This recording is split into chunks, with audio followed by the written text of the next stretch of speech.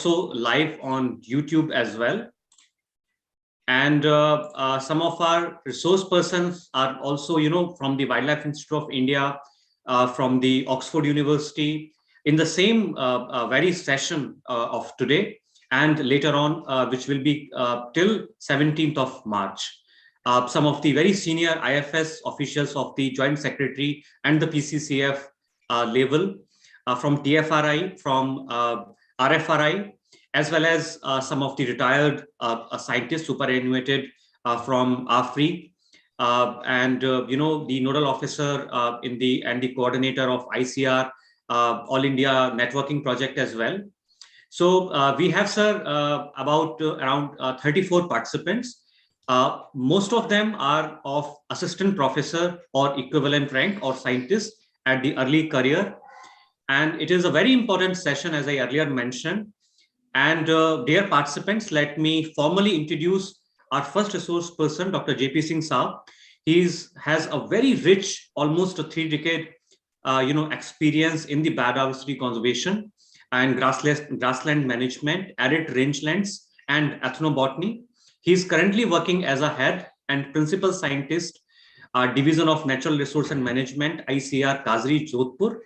Before this position, he has been engaged for almost a decade, almost 10 years, at as a scientist at ICR, IGFRI in Jhansi.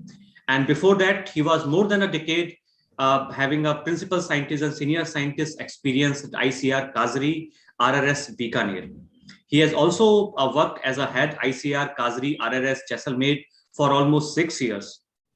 So he has a very rich and extensive experience in the ethnobotany, grassland management, arid rangelands and biodiversity conservation. He has published more than 70 research papers in the national and international reputed peer-reviewed journals, high impact factor journals. He has also published 2 books, including technical bulletins, more than 50 book chapters, including proceeding papers, and of course, almost 40 popular and technical articles.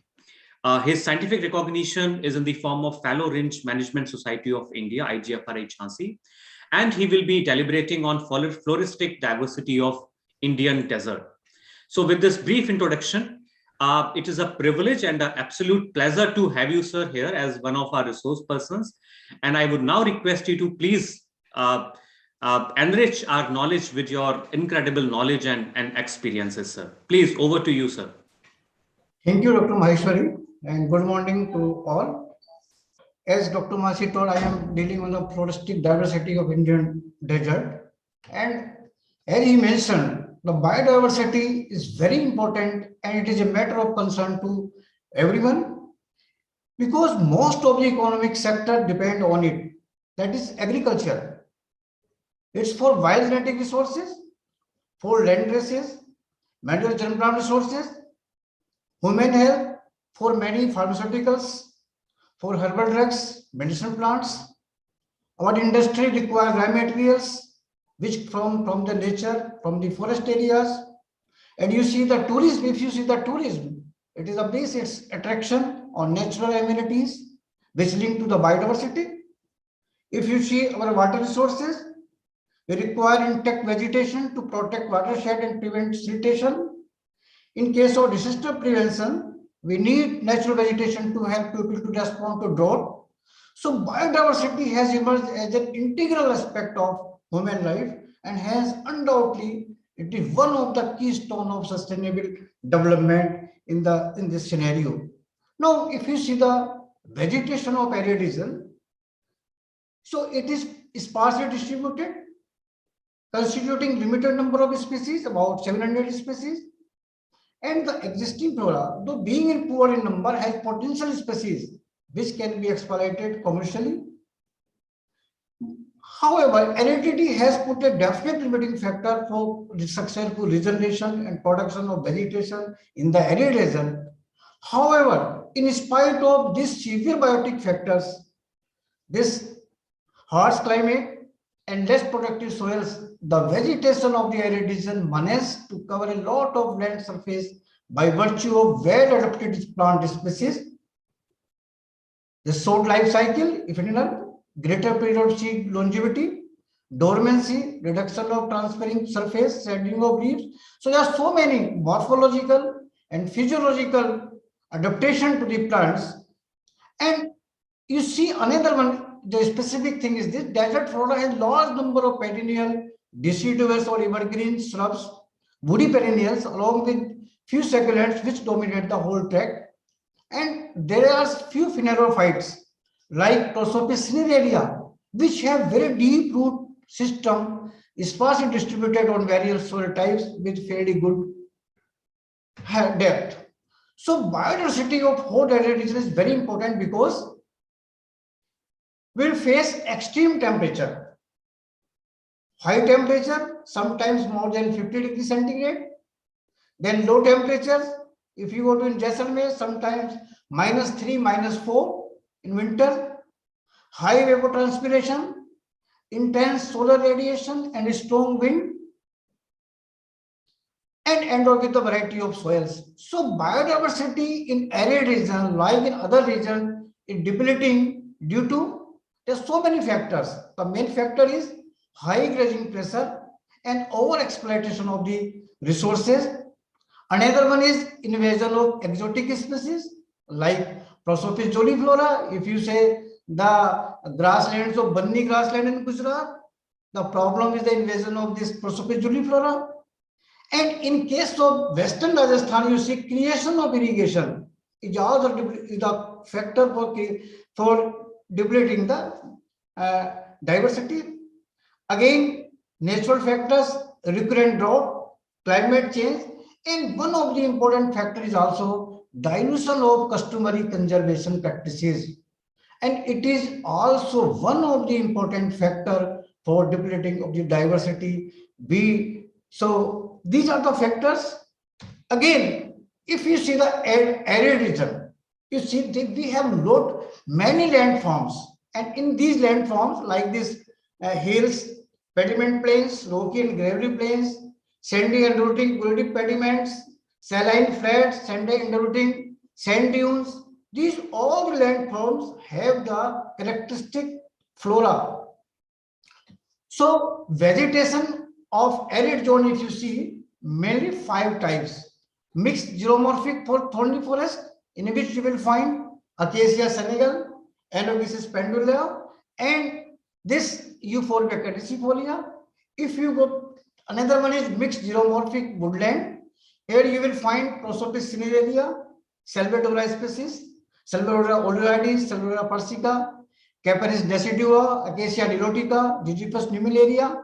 And in dwarf semi-shrub desert vegetation type, you will find a Salvadora species, Tamarix, Acacia nilotica, and very important in the Western Rajasthan, particularly in the hyper-arid region, we have semiphytic scrub vegetation like species of Caligonum polygonitis, Acacia jacobensii, species of Erva, and the grasses Lesurus syndicus, which is the queen of the grasses in the Thar desert.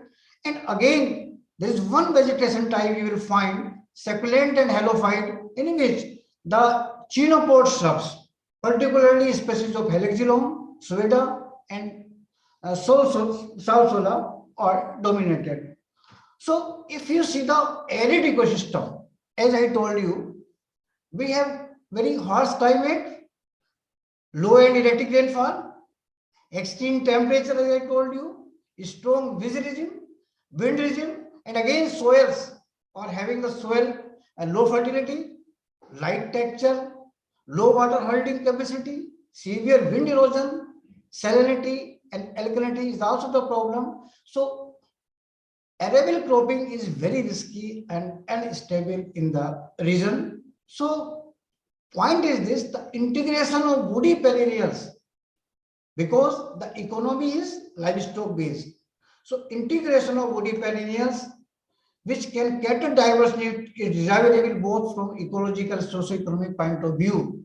If you see the rainfall zone in arid Western Rajasthan in 250, 350, 450 mm rainfall, you see in case of low rainfall area, you have rains, we have rains, pasture, livestock farming system, When the rainfall increase in 350 mm, we will have agroforestry, mixed farming, livestock pasture, and again in high rainfall areas, if you have 450 mm rainfall, then you will get crop diversification, arable cropping, agroforestry, livestock farming. So in this low rainfall zone, this pasture component is very important. So this woody perennials are very important for the small ruminants as well as the desert vegetation.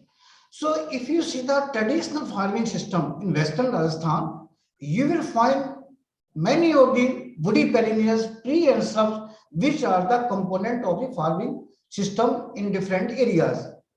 And there are some key species like Prosopis Khejri is one of the important species of Thar desert. Another one is Tecomella undulata, this desert tea, and Acacia erotica. There are two subspecies of acacia in the Western Rajasthan. One is Acacia erotica, subspecies erotica baboon, which you will find in the semi-arid region also. And if you go to Jaisalmer, there is a runoff farming system Khadin, and you will find a very good population of Acacia erotica in that system. And another is subspecies Cupriciformis. It is known as Khajuri baboon. If you visit Pali area, so this in Pali region, this is very important species of the traditional farming system Acacia erotica, subspecies Cupriciformis. It is known as Khajuri baboon. You will find only the Pali region, this species. Another one is, we have two species of Salvadora oleoides and Salvadora persica, which is known as Meetha Jal and Khara Jal. Mostly Salvadora persica you will find in the saline areas. Another, if you go to the rocky areas or gravelly soils, then Acacia senegal is very important species, which is known as Kumar.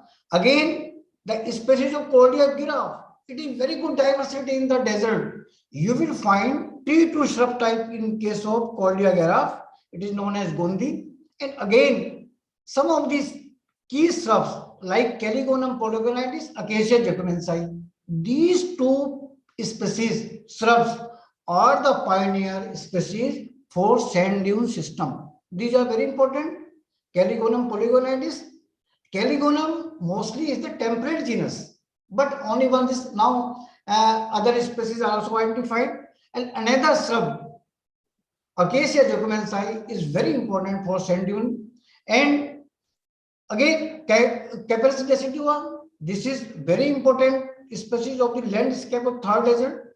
And you see, if you see the grevia species are very important for arid and semi-arid region, and you will find a wide distribution of grevia genus. If you go to Shivalik Himalaya, you will find Grevia optiva, known as Bhiman. It is very important multi-purpose tree species.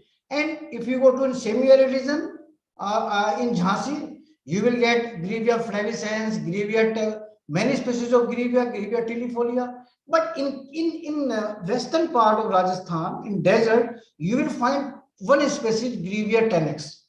And you will not believe, it is a very having the high biotic pressure, high browsing pressure, and other species, Grevia villosa, you will find in the Gujarat, also in the Gujarat.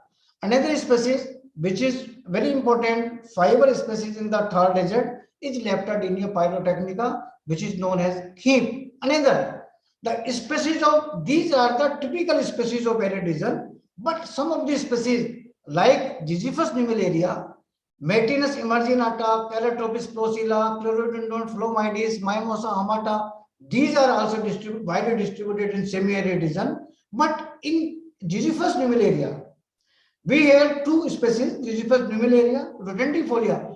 The botanically, taxonomically, both are the synonym.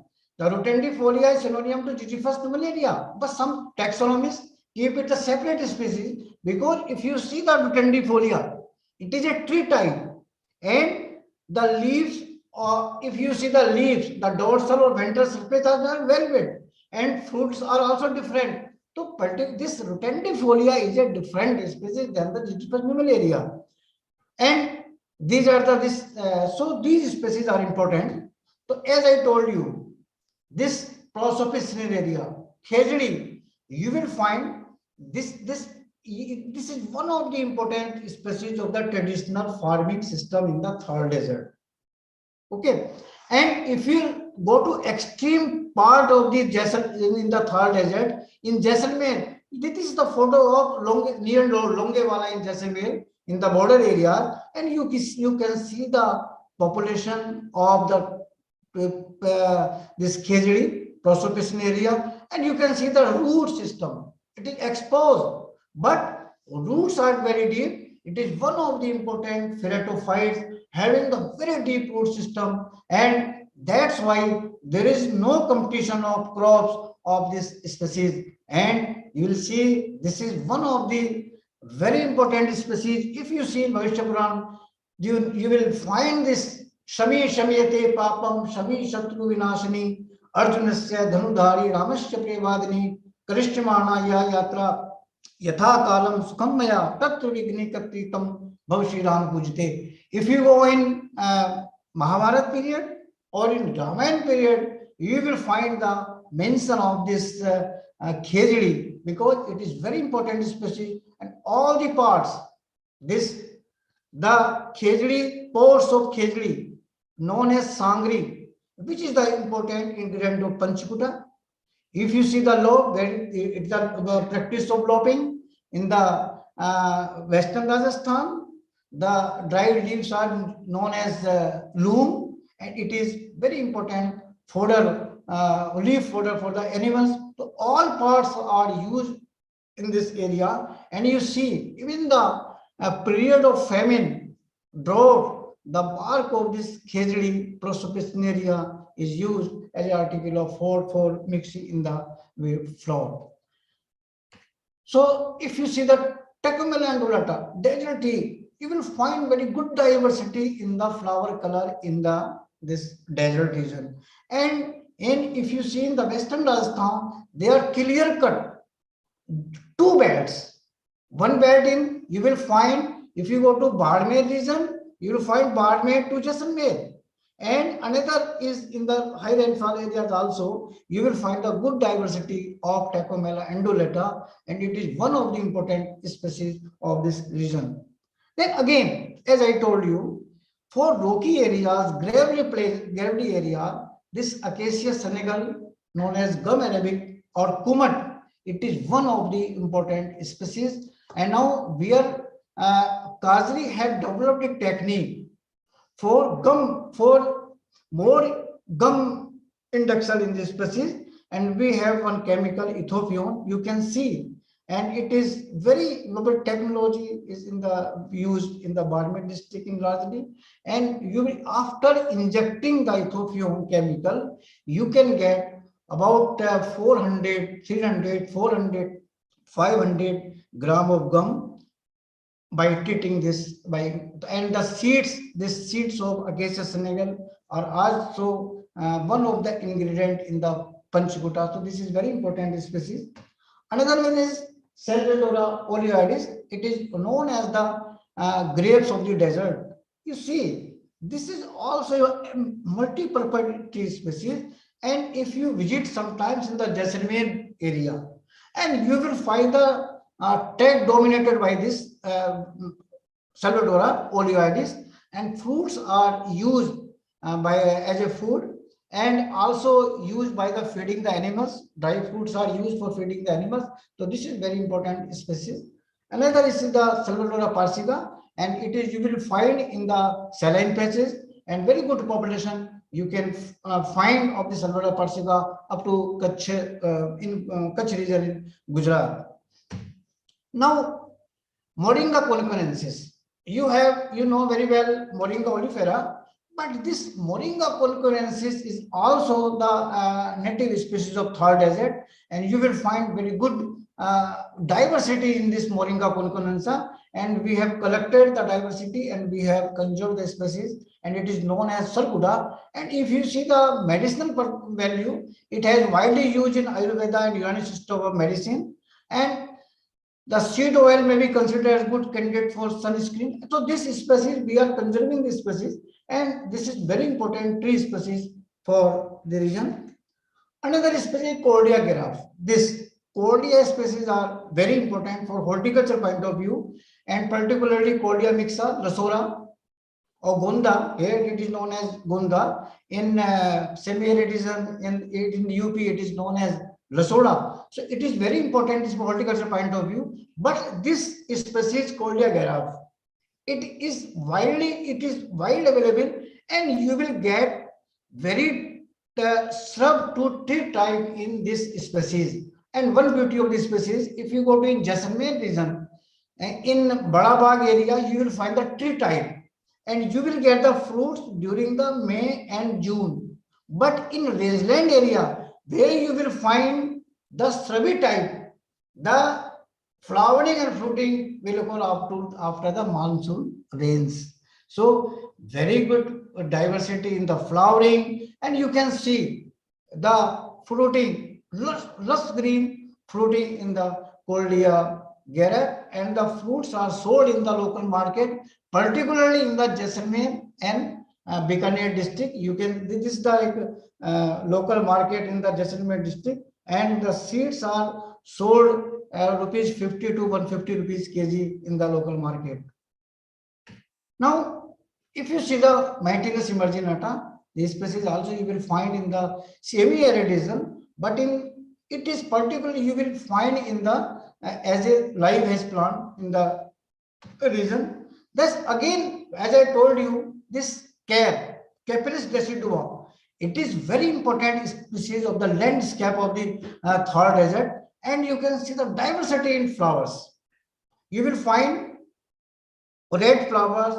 This yellow flower type you will find the rare in the area. And again, as I told you, this species has the shrub to tree type. You can put in the tree also, you can put in the shrub also.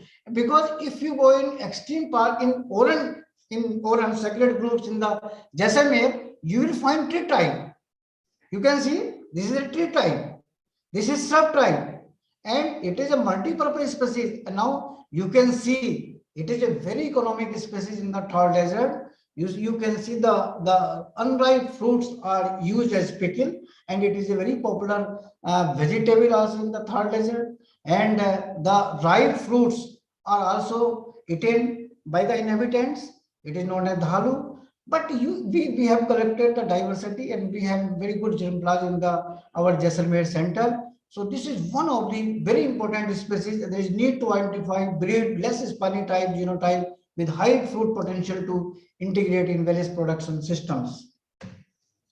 So as I told you, if you go to arid region, semi-arid region, I also worked for 10 years in Jhansi, in Indian Grassland Forest Institute in Jhansi, and there also I also worked on the shrubs. And my experience in the shrubs, because these shrubs are very important component of livelihood security and environmental sustainability. If you go to the Bundelkhand region, if you see the goat and shrub population, so goat usually browse the shrubs. So shrubs are very important for the, you will find many economic products: food, fodder, fuel wood, fiber, medicine, thatching material, gum and resin. And again, if you these are the economic roles, and if you see the ecological role, they are the conservation of soil and water resources, decreasing soil erosion, and they also promote floral and faunal diversity. And we also have the social and religious aspects with these species. So as I told you, this is one of the important species of Thar desert, and it is known as the lifeline of the Thar, Sanjeevan Bhuti, this Caligonum polygonides. And in Satpar Brahmam, you will find the mention of 38 species, and among these species, Caligonum fog is one of them, and it is known as Spurtika.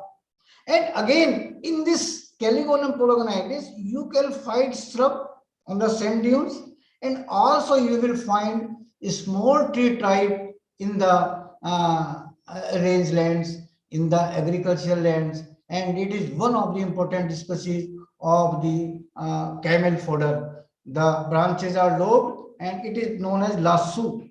And this lassu is having more than 7% protein, and it is one of the important camel fodder. And you can see the fruits of this fog, which are known as grintar, are having the very good diversity. And this species, why this is important? If you go to extreme part in the border area and the sand dunes, this is the species. Because it has widely spreading root system, which make it an ideal species for soil binding, thereby preventing soil erosion, stabilizing sand dunes in the desert. And it has very important species, and it is also having the food value, because its flower buds known as fogla are having the medicinal value and are used as artificial food by the inhabitants in curd or this also. And it also having the medicinal value, because the inhabitants believe if you are using fogla during the summer, the loo effect will be not there. So it is one of the important species of this area. Another species of leguminous, this Acacia jacobensii, and we collected the diverse germplasm from this species, and we have conserved these germplasm in our regional research station at Bikaner. And it is very important species, because the beauty of those species is that this photographs in the summer season you will get. During the May and June, you will get the greeny material in the jacobensii, and it is one of the important species, browse species for camel and goat in the region. And another species, if you go to hyper-arid region, you see most of the species of helichilon are temperate species. In India, we have three, four species: Helichilon salicornicum, which is a glycophyte; Helichilon recurvum, which is a halophyte. And what if you go to Ladakh area, in cold arid, there is one species distributed, Helichilon thomsoni. And this Helichilon salicornicum, it is one of the important species of camel fodder. It is known as lana. If you visit Chandan area, if you visit Thayat area in Jaisalmer district, particularly in the Bikaner district, and we have collected diverse plant of this. You can see the perianth color. You will find diversity in perianth color in case of Helichilon salicornicum, and we have collected the germplasm and we have conserved at our Bikaner center. And you see, this species is distributed along the course of Saraswati river. You will find only in Jaisalmer, Bikaner, and some parts of Ganganagar, but not in Bikaner, in Badmer region. So having the restricted distribution. And another species I told you, this is the Helichilon thomsoni. It is distributed in the Ladakh area, and it is also used as the fodder purpose. And again, you will find the green. It is one of the water source for wildlife animals, because if you in the desert, if you go in the May and June, you will find the lush green of this Helichilon salicornicum in Jaisalmer district. So this is also one of the source of the water. As I told you, in case of Caligonum podogonitis, in the past, if there is no water, what they will use? The glaciers, they used to eat this leaves of this Caligonum podogonitis. And it is also one of the good stand are good for this source of local mushroom. If you visit in the rainy season in Jaisalmer area, you will find on the road lot of persons selling this mushroom, local mushroom, and it has very important species. Now another, as I told you, Leptidea pyrotechnica. This is known as kheem, and it is also very important species. But main problem is this: the population of fog, Caligonum podogonitis, is decreasing. However, the population of this Leptidea pyrotechnica is increasing, and it is a traditional species for utilizing for the fiber purpose. And as Grevia tenax, this is extremely drought hardy and tolerate frost, and it is one of the important species you will find. So this is a photograph of Jaisalmer region. This is a photograph of Pali region, and we have collected the diversity in the Grevia tenax, and most of the Grevia species, particularly Grevia tenax, are very rich source of the nutrients, particularly the iron content are very huge. And in African region, this is one of the candidate species for horticulture point of view, and the fruits are eaten fresh and also dried for future consumption. And this Euphorbia caducifolia, if you visit Jodhpur and Jaisalmer sometime, you will find that this out in the rocky area they distributed. But it is another interesting thing. This with Euphorbia caducifolia, it is a conservatory of many of these species. You will find this Rincosia species, Ceropegia species, in even Grevia tenax, this Commiphora vitae. You can find many species in between these stands of Euphorbia caducifolia. So this is very important for in situ conservation in the area. As this, you all know of this Digifus area. It is widely available also in the Bundelkhand region, in semi-arid region. And as I told you, we have two species. This is Rotundifolia. This is Digifus rotundifolia, or these are the Digifus nummularia. So these in traditional system, these are these shrubs are cut, and the leaf fodder is used for these known as pala, and it is a very good fodder component in the area. Now this Lycium barbarum, this is one of the important species for crystallize the salt in the Balmer, in the Pachpadra region in Balmer, and it is also one of the important species. But the diversity of this species has not been collected, and this has the potential in the arid region. Now another species, this short height, or you can say this semi-shrub, is the Crotalaria borea. It is one of the important species for the mulch material in micro-windbreaks in the Bikaner and Jaisalmer region. It is also having the medicinal value. And in this Crotalaria borea, we have biennial type, and you will find also the perennial type, and this is also one of the important species. And this Commiphora vitae, Gugger, it is one of the important medicinal species of third desert which is threatened. You can see in the rock, this is the photograph of Jaisalmer district in the rocky areas. This is the photograph from the Kutch region, that where you will find very good gum production. And this is the you can see this is also one of the good browse material to the wild animals in the desert. These are the seeds. So it have a peculiar habitat, occurs on open dry hills and other rocky soils in extreme dry and desert condition. A source of oligomycin, medicinal value, good browse potential. It is distributed in Madhya Pradesh, Gujarat, and Rajasthan. And there is a lot of demand, but this the main problem of is this, it requires a long period because it's a very slow growing, and the habitat you have to plant in a which land suitable for this.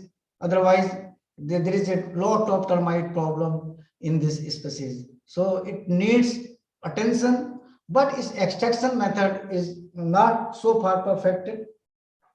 There a lot of work is going on this species, and the most of the Gugger is collected from the natural sources. Now for medicine purpose we are importing, but very good gum collection naturally I have seen on major in the majority in the this Gujarat in Kutch region. Now another one species very important in the third lizard, this Vidania coagulans.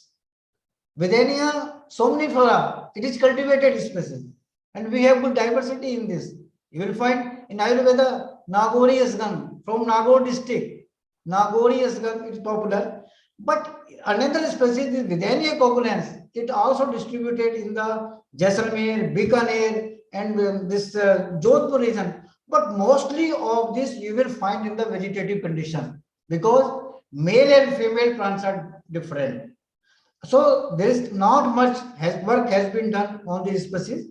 I have mentioned, but we have collected some plants in the Jaisalmer, and we got very good flowering, fruiting in our botanical garden in the Jodhpur. But it has a potential because most these are fruits known as doda are used in the diabetes purpose, and most of the material of these fruits are coming from the outside, not mainly from the Pakistan. And we have to work on such type of species which are threatened.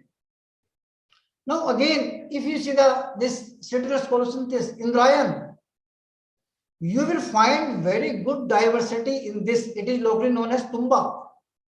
We have Gartumba, and naturally you have some hybrids of this with watermelon. So this citrus colocynthis is very important species for genetic resources, and you can see if you go to Jaisalmer sometime, so you can see a lot of fruiting in this citrus colocynthis. These all are photographs from the Jaisalmer region, and these are collected by the inhabitants, and they are sold by the for medicinal purpose. And its oil is used. Oil cake is also used as animal feed, and this is one of the important plant for mulching material. We did the experiment, and you can give very good. So it is not, but some of the farmers, traditional farmers, cultivate it, but it is a white species. And another important point I want to touch, the halophyte shrubs, particularly chenopod shrubs, are having the industrial value, and they are very important material for phytoremediation of the saline soils. So one of these species, we have particularly Helixilon decarbon. If you go to Suratgarh area, Ganganagar district, you will find very good stand of Helixilon decarbon, then Salsola berryosma, then Sueda fruticosa. These three species are the dominant species of saline depressions known as runs. And you see, if you see this Dictionary of Economic Products of India written by Watt, and there is a mention when synthetic soda was not available, because this plant is a source of industrial product which is known as saji, which is used in the papad industry in Bikaner. So most of the saji was exported to the European countries when this synthetic soda was not available. So this is very important, and you see this Helixilon decarbon known as Khara Lana or known as Saji Lana. And now some of the farmers also cultivating it only in the Suratgarh area in Ganganagar district. You will find this, and farmers are taking as a rain-fed crop. And another one is Salsola berryosma. It is also used for saji, but very low grade saji. And this Sueda fruticosa is also it is known as luni. It is also used for second grade saji. Another species which are important halophyte grasses, Eleuropus legopoidis. If you visit in run area, very good grazing ground for animals. So in Meetha Run, there is two type of run in Jaisalmer if you visit, Meetha Run and Khara Run. So in Meetha Run only there are two species, Eleuropus legopoidis and Cressa critica, which is a plant of family Conservancy, and it's a very important Ayurvedic plant. It is known as Rudanti. So Aleropus leucophytes, Sporus marginatus. These are the halophyte, true halophyte grasses. These all are true halophytes, non-obligate. They all are true halophytes. And if you go to this run of Kutch, then you will find Uroconda setulosa. This is one of the important halophyte grass. In this, you will find the crystals of salt crystals on this Uroconda setulosa, and you will see the very good population in this area. So these are the halophytes. As I mentioned, this is the Halon semicondyum or recurvum, Khara lana, and it is harvested during the after the fruiting in the month of November, December, and you can see the dried metal is burnt in bhatti. Then after burning the 24 to 36 hours, the liquid exudes, and you can see the product of Saji after after cooling. This is the Saji product, and you will not believe to see this. It is Saji, it will be very important component. And interesting thing is this: our demand in the Bikaner for paper industry we cannot fulfill, because we are exporting from we are importing from we are importing this Saji from Pakistan, but it's a very potential species, and there are two products. One is Saji, another is Chowa. Saji is a crude form, and Chowa is a refined form of this species, whitish color. We work with Saji, and this is the field in our Bikaner station, and you can see it's a potential species for industrial point of view. And if you see in crops, I have taken, because there's not much time, but I want to see the diversity of watermelon. It is known as Matira. It is locally known as Matira, and we have collected so many land races from Western Rajasthan, and we have evaluated the germplasm in the Jaisalmer Center, our research station Jaisalmer, and you can see the diversity in fruit type in Matira, or you can see the diversity in seed type.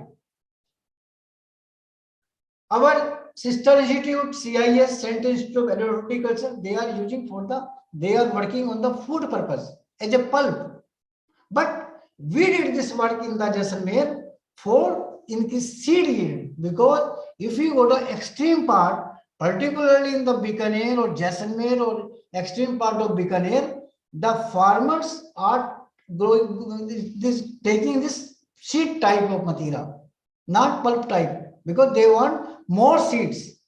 So we have collected good diversity, and we have also come out for one or two variety also, and it is known as Kalinda. If you go to in Gujarat, it is not known as Mathira, it is known as Kalinda. They are also using for food purpose, and you see these are very good, having good oil value also, and it is used in the restaurant also, seeds of this. So you can see the diversity in the Matira, and we work on some of the important endangered threatened species, which you will find very good diversity, particularly Ceropegia bulbosa. It is one of the species of the Soma, and we have two subspecies, Ceropegia bulbosa varieties bulbosa and Ceropegia bulbosa variety lucei. You can see the bulbs of Ceropegia lucei and Ceropegia bulbosa, and this is a threatened species, very important medicinal species also. But like the problem is this. Another species, if you go to Jaisalmer, Caroluma edulis.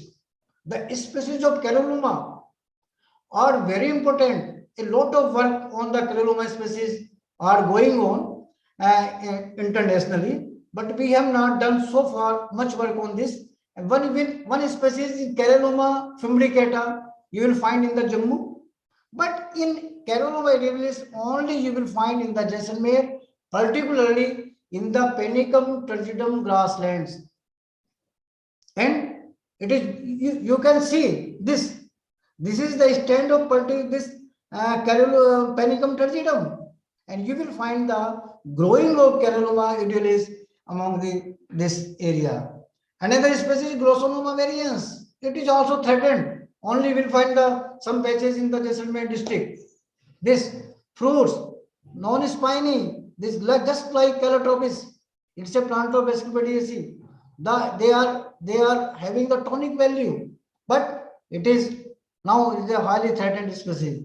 Again, we have very good diversity in the Dipcady. This Dipcady species you will find throughout India, but Dipcady erythrum is the only species in the third desert. And one of the interesting species of third desert is the Ephedra ciliata or Ephedra foliata. And this is the only gymnosperm species in the third in Rajasthan. Ephedra foliata, and it is also threatened species because the male and female plants are separate. Mostly you will find female plants, but we have very good collection of Ephedra foliata in our garden, botanic garden, and we have preserved both male plants and female plants also.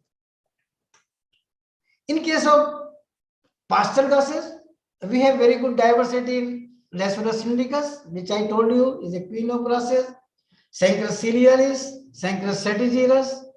Again, if you go to little bit high rainfall area, you will find Dichanthium annulatum. But with Dichanthium annulatum, I will tell you, you see, if you go to Jaisalmer extreme part, in Khadin area, where low-lying land, you will find the Dichanthium annulatum.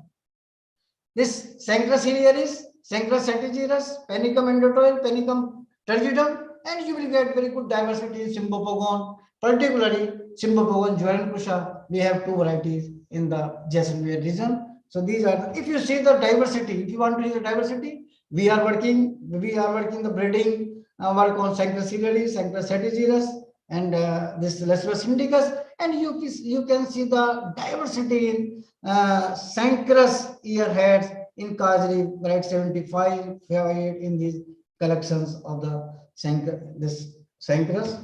And overall, I work in the Jhansi, I'm working here. The traditional conservation is very important for biodiversity conservation, because if you want to restore the diversity, we have to emphasize on traditional conservation, because the inhabitants are familiar with existing flora and fauna. They have long association. They have the understanding of ecological interrelationship. Again, we have social religious belief. There's so many plants. Tulsi, if you go to in the Bundelkhand is a Mavva, it is a very religious plant. Like here, this Khejdi is a religious plant. In Bundelkhand, Mavva is a religious plant. In UP, people, Fog is also a religious plant. Again, sacred groves known as orans. They are very important heritage site in Western Rajasthan for conservation, for this perennial species. There are some magical religious beliefs.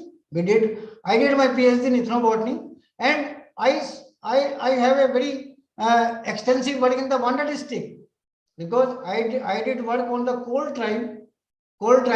So I surveyed Banda, Allahabad, Mirzapur district of Bundelkhand, and you have very good diversity in the Bundelkhand, because I worked in 1980s, so you can find very good species diversity, particularly in the Banda district, which is very important.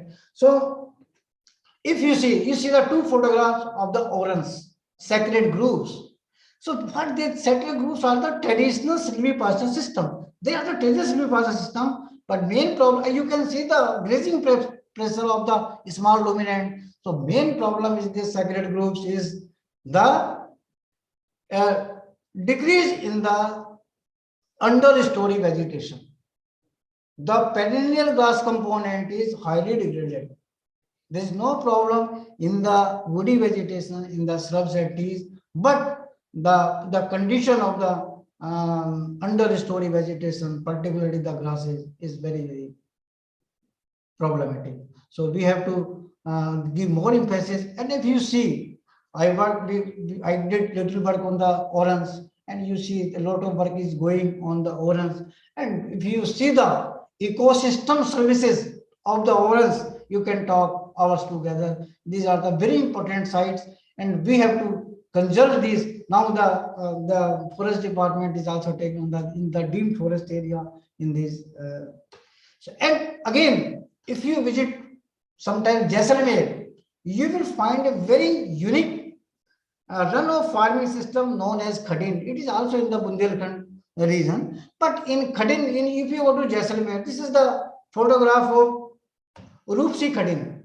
You can see after only 130 rainfall, you can see the condition of the Khadin. Catchment, there are two things. Rocky area is the catchment area, and this is the Khadin beds. You can see the water condition in Khadins. You will not believe, because I was in Jaisalmer. Most of the scientists will visit to the station. They want to see the Khadin. This is a very interesting traditional farming system. And you see, after receiving this water, they used to take wheat and gram. You can see the crop of gram in the Khadin. You can see here also. So these are the very important sites. And you can see, without any irrigation, without any energy, without any fertilizer, they are growing the Rabi crops. If there is less rainfall, so they are taking the Kharif crops like this pearl millet or others. And we have emphasized for this Khadin area, because they can go, these are three. If you see the Khadin, you will find three beds: upper region, middle region, and lower region. So in upper region, we are emphasizing also the horticulture components but another thing is, they are taking the traditional varieties, not modern varieties, because these traditional varieties of chickpea, particularly in Jaisalmer, you will find a black small type of, it is very tasty. So they are taking all traditional varieties in the Khadin, because they are adapted to this condition. So to conclude this vegetation of varied regions, I have 20 year experience in this area. It is highly depleted condition due to high grazing pressure, over exploitation of resources, and there's changes in land use pattern. This is also because if you go to Jaisalmer after introduction of the Nehar canal area, so most of the very good site grassland of 7 grassland now in the area of this cropping system. Again, tubewell area is also increasing. So our good grasslands are going in this the cropping area, and invasion of executive species like this proliferation of the Prosopis juliflora is the problem. High grazing pressure, if you see 3 to 5 times higher as normal, leading to deterioration in species composition, over exploitation of native species. And if you see in some of the plants, why they are threatened, like the species of this Google, Comifera vitae. If you see the history of 50-60 years back, the Jaisalmer was the hub for collection of the Google. Now it is not. Such a scenario is not there, because there was unscientific grazing collection of Google. Another species I told you, fog. If you visit Bikaner, large scale root digging in fog is going on. Now they have banned, because this is very important changing. So conversion of key 7 class, as I told you, invasion of however diplomatic, however, you see, after this condition, these adapted species have tremendous resilience for regeneration when influence of biotic factor is removed. Because in our causally study, we see how to improve. We have the data of this. So therefore, key arid land species must be integrated with agricultural practices for their sustainability in the ecosystem. We have different alternate energy system. You can go for agri-pasture. You can go for silvi-pasture, agri-silvi-horticulture, live fence, windbreak, shelter bed plantation, which are having the very important role in the arid and semi-arid region. And if you see the live health system, and it is a vital component of on-farm conservation of agro biodiversity. Because I did work on the shrubs in Bundelkhand region also, in any region also, and it's very important component for live hedge. Live hedge very important. You see, this one is the fog, Caligonium polygonitis. If you go to Bikaner district, in some area, you will find a large live hedge of this fog, and it is a very good mulch material. It improves the soil quality. We did long experiments on this species. It said fogula is available. Root, it is a multi-purpose species. If you go to Nokha region, you will find the hedge of this Cletodendron phlomides. It is one of the important ingredient of the smallest this root. If you this Acacia jacqueminsi, this Lycium barbarum, Tamarix species, Mimosa amata, this Opuntia species, you can see. So what is the beauty? And these are the you will see these are this live hedge is very important component of biodiversity conservation, not for plant as well as the wildlife. Many of the grasses species you will find in the live hedge. Many of the climbing species, particularly the species of cucurbitaceae, you will find the hedge. So this is a shelter for plants as well as this animals or micro. And you will see this is very I have this live hedge component is very important. So thanks a lot for all of you for your patience hearing. If you have any question, I can answer. Thank you, sir. Thank you very much. It was really enlightening and an exhaustive, comprehensive lecture. It is beyond doubt that. Yes, sir. Please. Yeah. Yes. And beyond doubt that you have, comprehensively compiled the hot edge as well as the cold desert vegetation and what's their ecological importance in the biodiversity sector, as well as for the local communities, and how shall we enhance our knowledge to keeping up the research for this. It was really motivational and encouraging, sir. We do have some questions, and we have a couple of minutes only left because the next esteemed resource person has joined us. So we can take some questions from the chat box, sir. And I would read it for you. Sir, which tree species is most suitable for ravines areas, especially in the Bundelkhand region? Because you were talking about the Bundelkhand region as well. In Bundelkhand region, this species of Alvesia or some of the species, some of the shrubs will very good. We did some work in the Jhansi, and this Datia Center is working. Our Soil Conservation Institute, Dehradun Regional Station, CSW Datia, they are working on this species, and they have identified some of the species for this reason. So they can contact with the Datia Center for this, for up to date. Sure, sir. Sure, sir.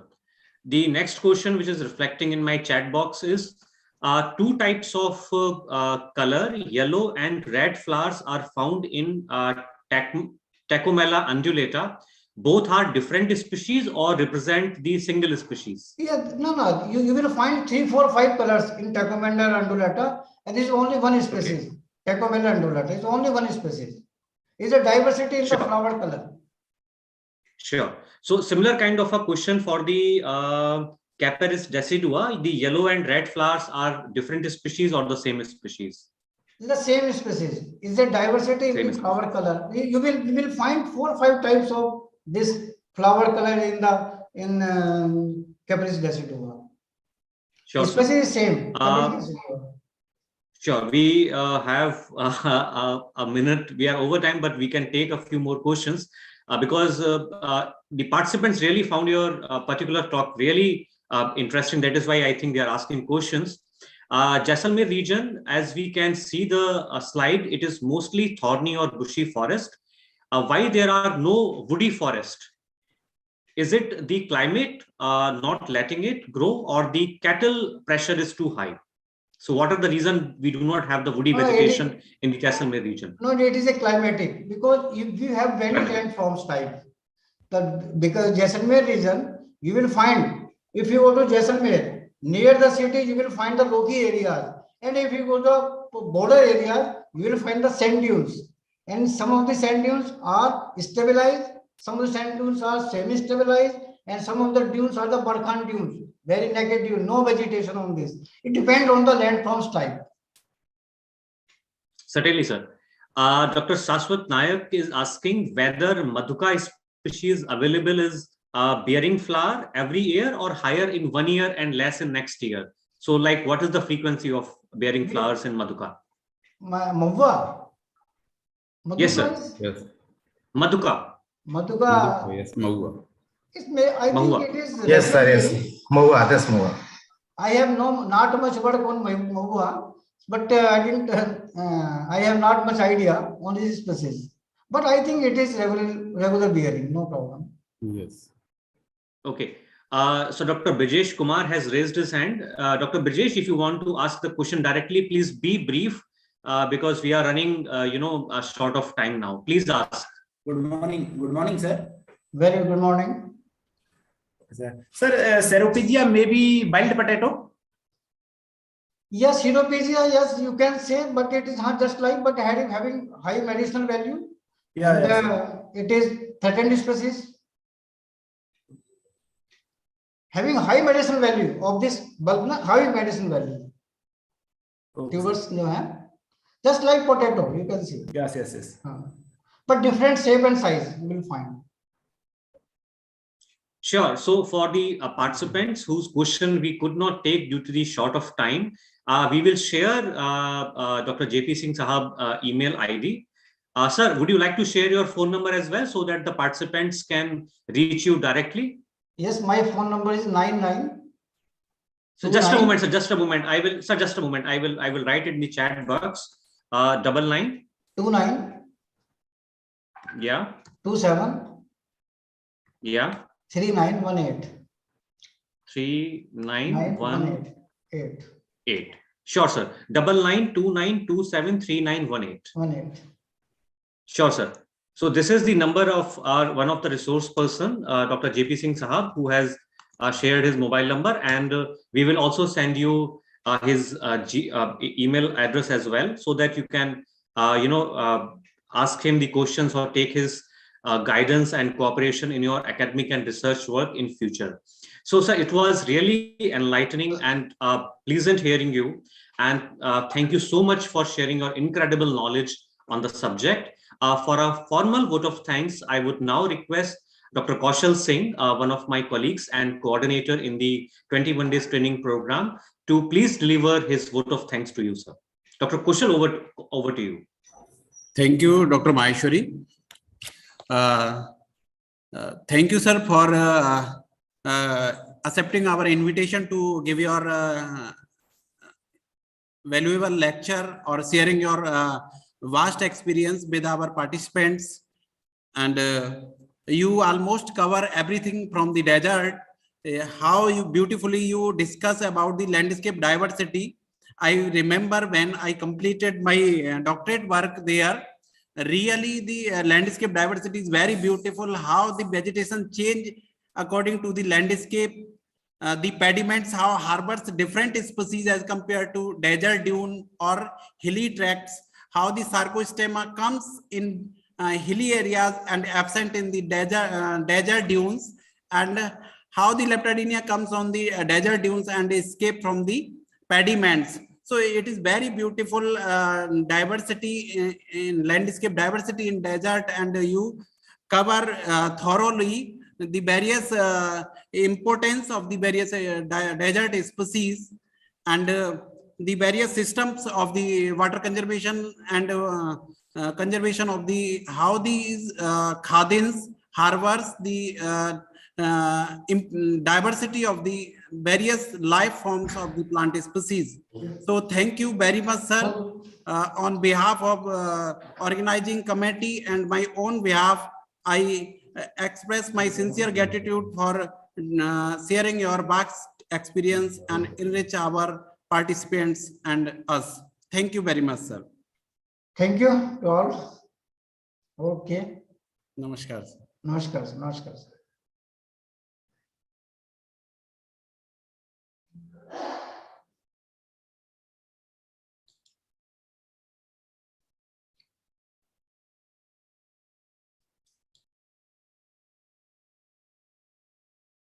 Unmute yourself, Dr. Maheshwari. Yeah, great. Thank you, Dr. Kaushal. Yeah. So it's the time to get interaction with our next esteemed resource person, Dr. S. Satyakumar. Sir, are you? Yeah, great. So good to see you, sir, after so long. So please let me formally introduce you and welcome you, and then you may please start your lecture, sir. So it's a great privilege and an absolute pleasure and honor to have Dr. Satyakumar Sahab, the senior professor and scientist G from the Wildlife Institute of India. He has a very rich experience of working in the wildlife conservation in the country, particularly in the high mountain Himalaya and including the Central and Southern Asia. He would be talking about the human-wildlife conflict, history, current trends, and the way forward. And I would take this opportunity, sir. This is our 21 days training program on forest management and sustainable use of natural resources. Our participants are from across the country, and they represent the academic level, either in the early academic level as the assistant professor or a scientist from the various institutes, including some of the non-governmental organizations and institutions and universities as well. So dear participants, as I mentioned earlier, it's a great privilege to have Dr. Satyakumar Sahab. He has obtained his master's and PhD degrees in the wildlife sciences and have been working for wildlife conservation from last more than 3 decades. So we really look forward to his lecture. And he has been working on sustainable development largely in the mountain ecosystem since 1989. His major research interests include species habitat relationships in relation to human use. So human dimension is really very crucial when we talk about the biodiversity or the wildlife conservation in country and beyond. Wildlife livestock interactions, impact of human use and climate change on wildlife and their habitats, impact assessment of developmental projects, management of human wildlife conflict, on which his lecture is already talking about, through community participation and use of modern tools and techniques, which is really important in mitigating and managing the human wildlife conflicts. He has also developed and implemented training programs, various training programs to build the skills of the State Forest Department and wildlife departments and other stakeholders in the field of wildlife monitoring, habitat management, and management of human wildlife conflict. He is a member of several government committees working towards wildlife conservation.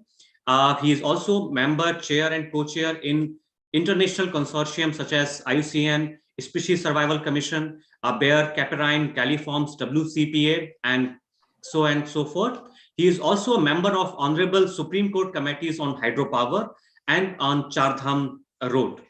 He is a recipient of INSA Teacher Award. He is, in the Himalayan Resource Foundation, Nepal awarded him for the incredible contribution to wildlife conservation in the Himalaya. His major specializations are in the ecology of mountain ungulates, bears, galliforms, habitat ecology, population ecology, impacts of anthropogenic pressure, and climate change on wildlife and their habitats. He has supervised 15 PhDs, and proudly, including myself, I've been his student I completed my PhD in 2016 on snow leopards under his supervision, and 25 master's thesis and over 100 research papers. So congratulations, sir, for the century on the research papers. It's a dream for all of us, and particularly the young and talented minds we have here.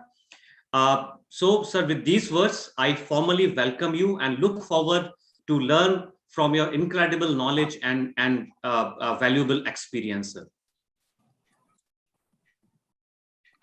Thank you, Dr. Aishwarya. It's very nice to see you here hosting this program.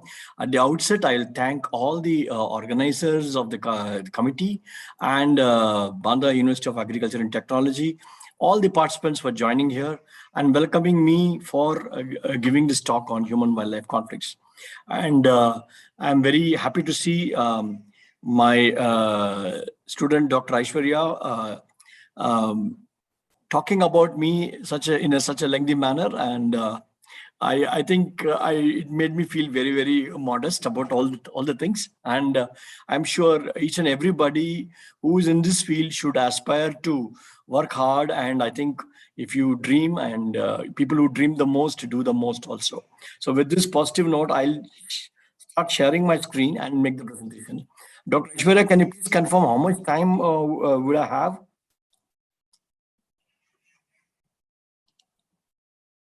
You have an hour, sir. Okay, thank you. And can you please confirm if you can see the screen?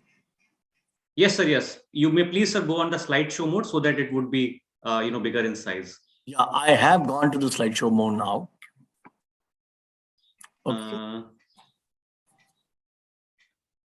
Anyway, sir, no problem. It is not actually sometimes. Yeah, sure, sir. It's visible, sir, in the slideshow mode. Okay. Please, sir. Thank you very much. A very good morning to all of you. Today, as Dr. Aishwarya just mentioned, I'm going to talk to you about human-wildlife conflict issues, the history, current trends, and how we are going to go ahead as a country in the near future.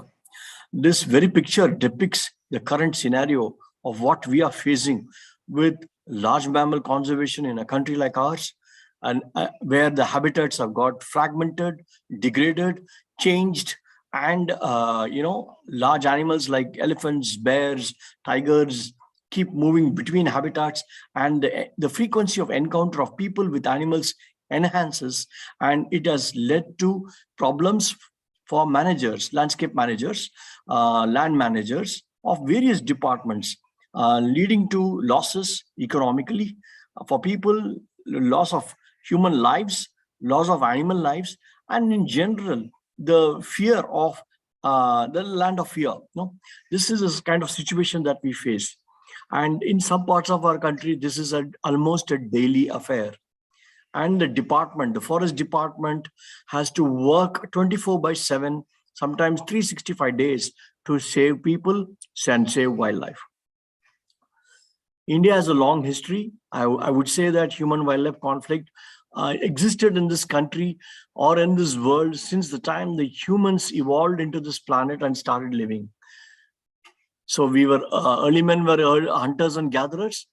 And I think from then onwards, I think they had conflicts with animals. So be it tiger or lion or leopards, bears that we see are all were in conflicts, but people had taken care of them by hunting animals. But since the early 70s in India, when we had the Indian Wildlife Protection Act, created national parks and sanctuaries, and then in the last 5-6 decades, the growth of our human population, livestock population, decline in forest cover, they all have led to serious problems.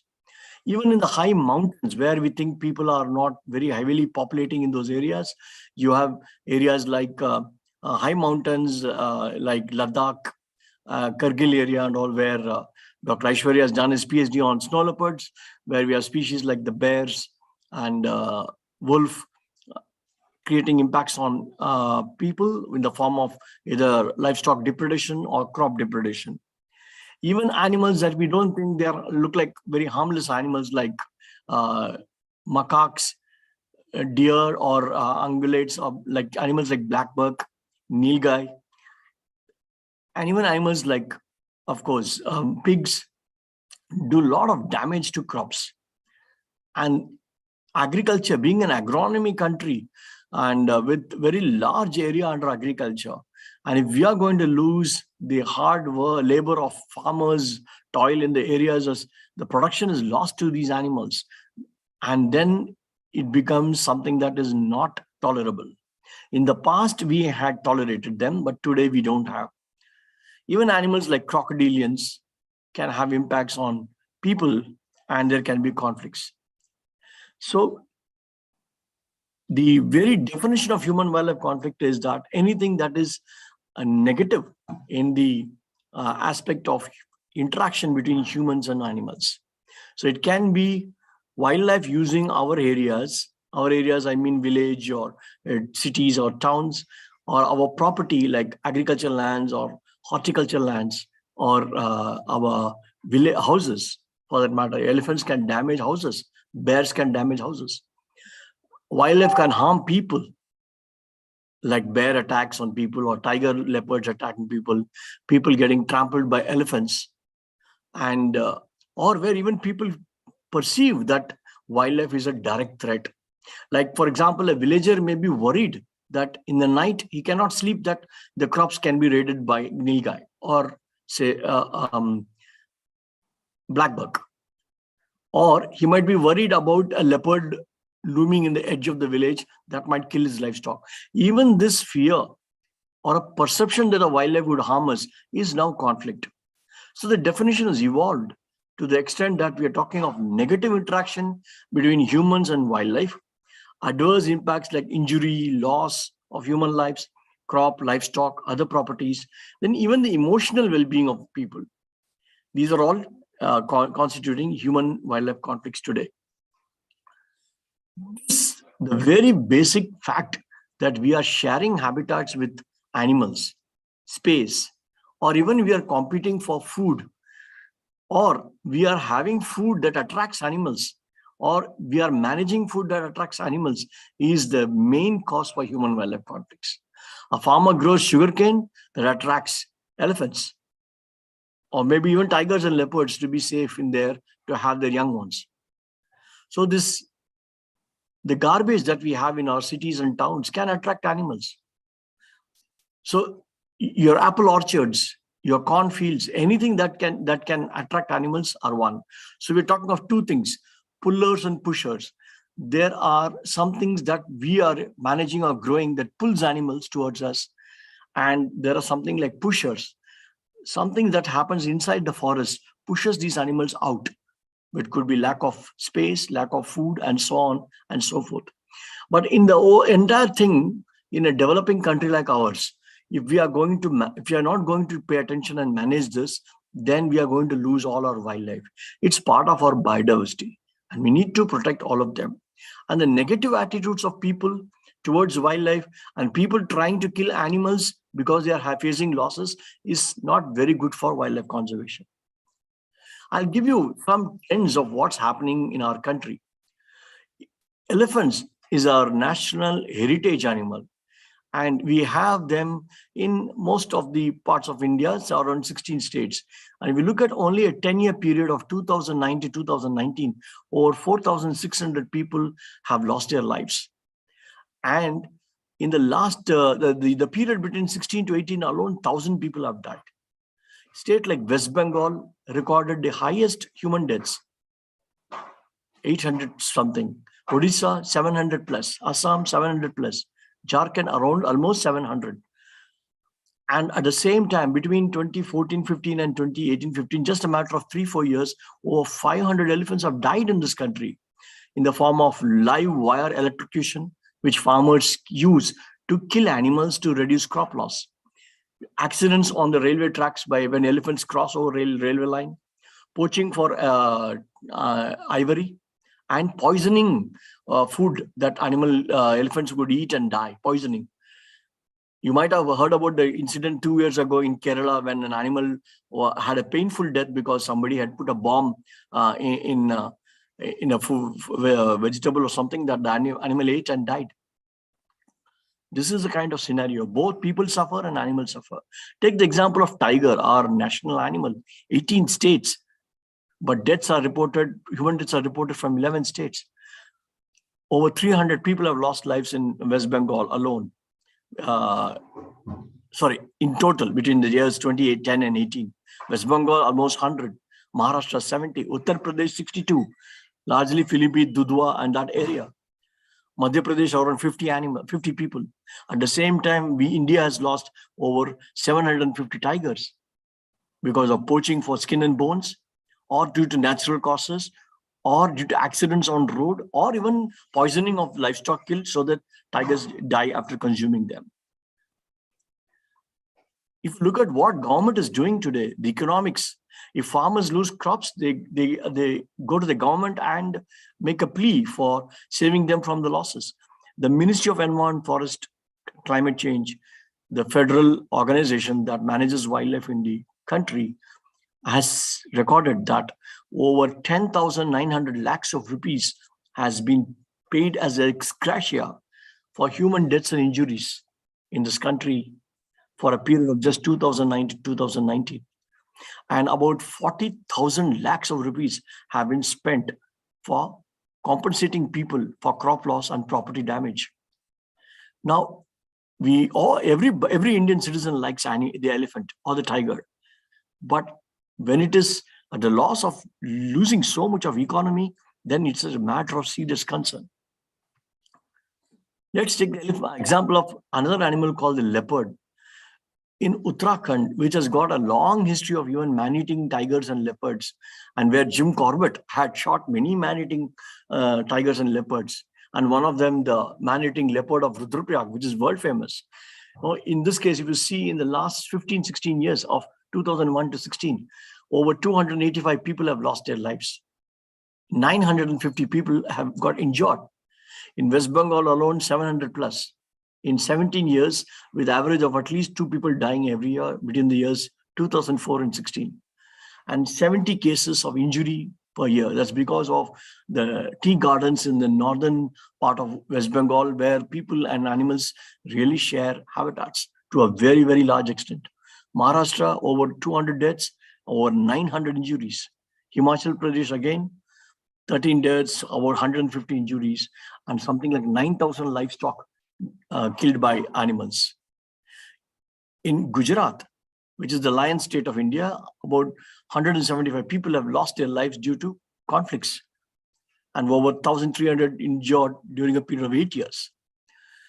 And if you see the central Indian part, southern states, sloth bear, which is endemic to the Indian subcontinent, and it's a very common bear in these areas, is responsible for over 67% of the over 1,000 plus casualties caused by large mammals.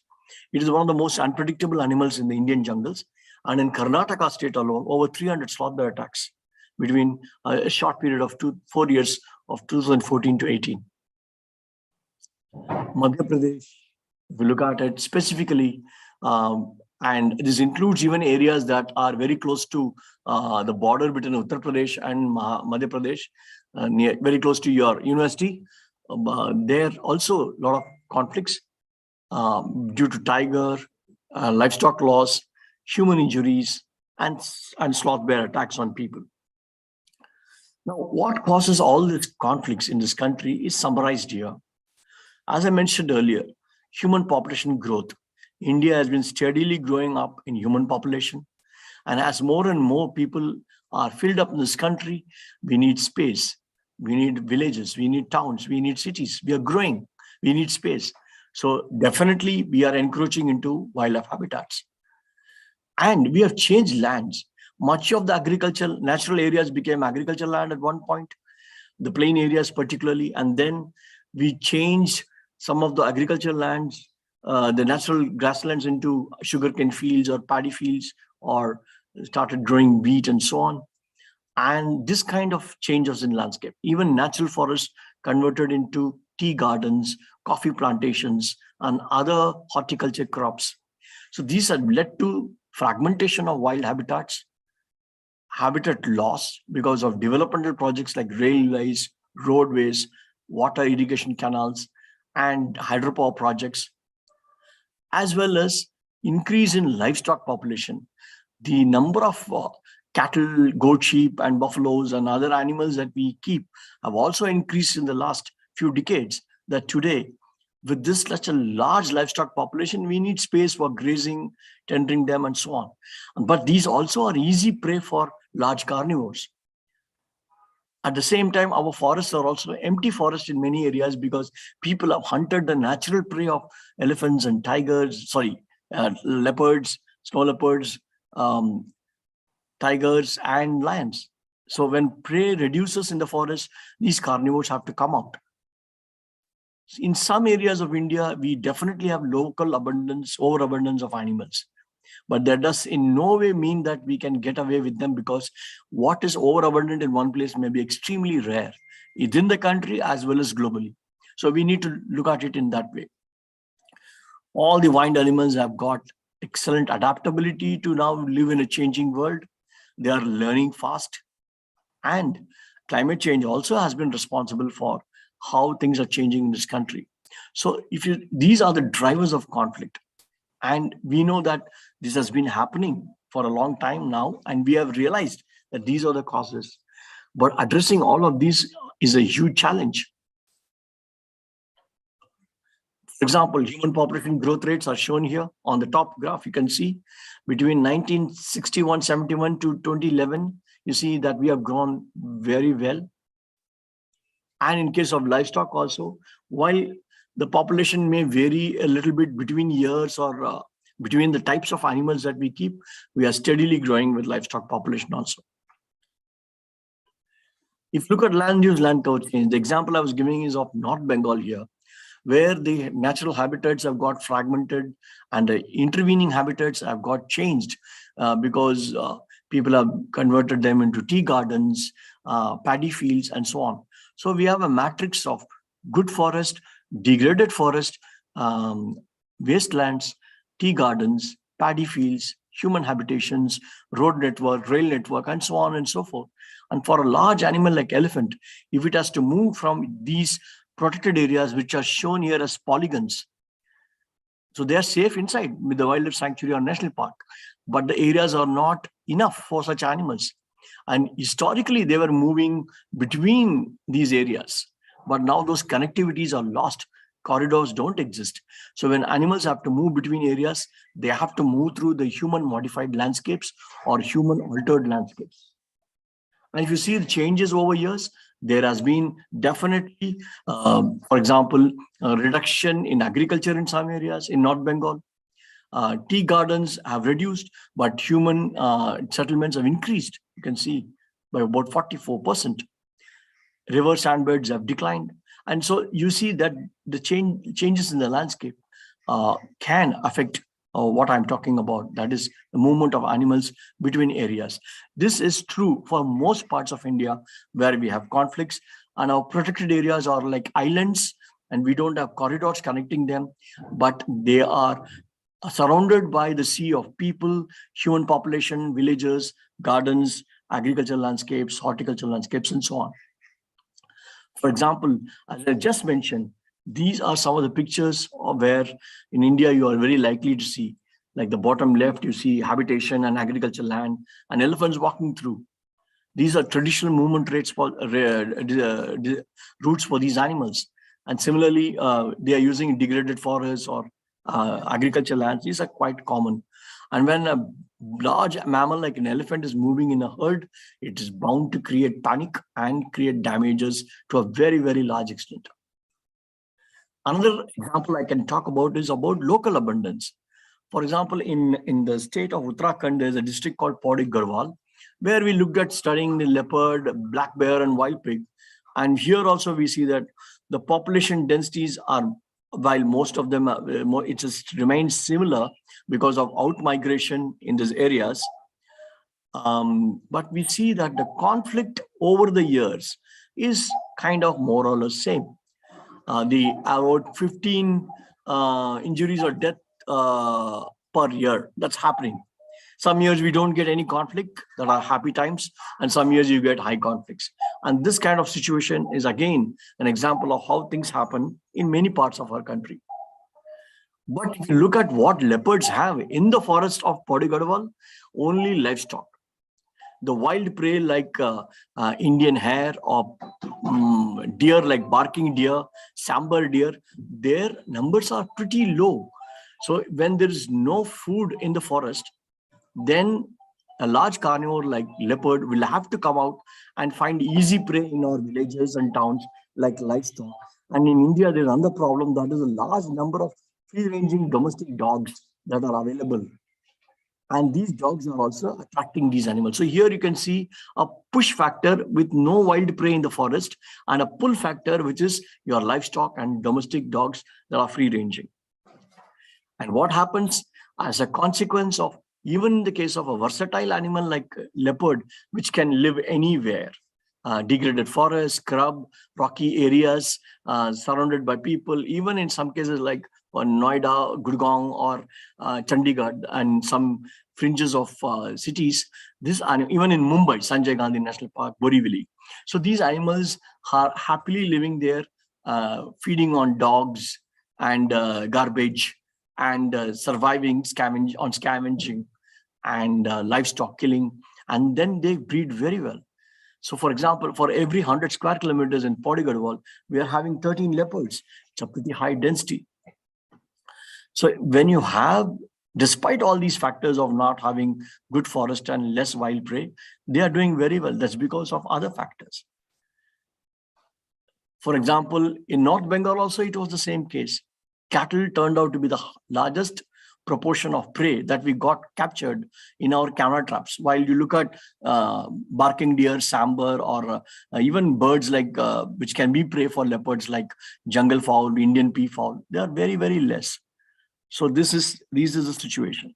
And here also the density is varying. Sometimes it's 4 animals per 100 square kilometers. In other years, you got something like 10 per 100 square kilometers. So this dynamism is something that we need to really take care of. As I said just a while ago, an animal, despite living in such harsh conditions, suboptimal habitats, and can scavenge or kill domestic animals, does do a lot of very successful in breeding and raising young ones. And that's why we have locally overabundant populations of certain animals. This by no way means that the leopard is safe and we can take care of them by reducing their population. Leopard may be overabundant in one part or one district of a state, but that may not be the case in other parts of the country. Just in the previous speaker, we had a talk about mawa flowers and fruits.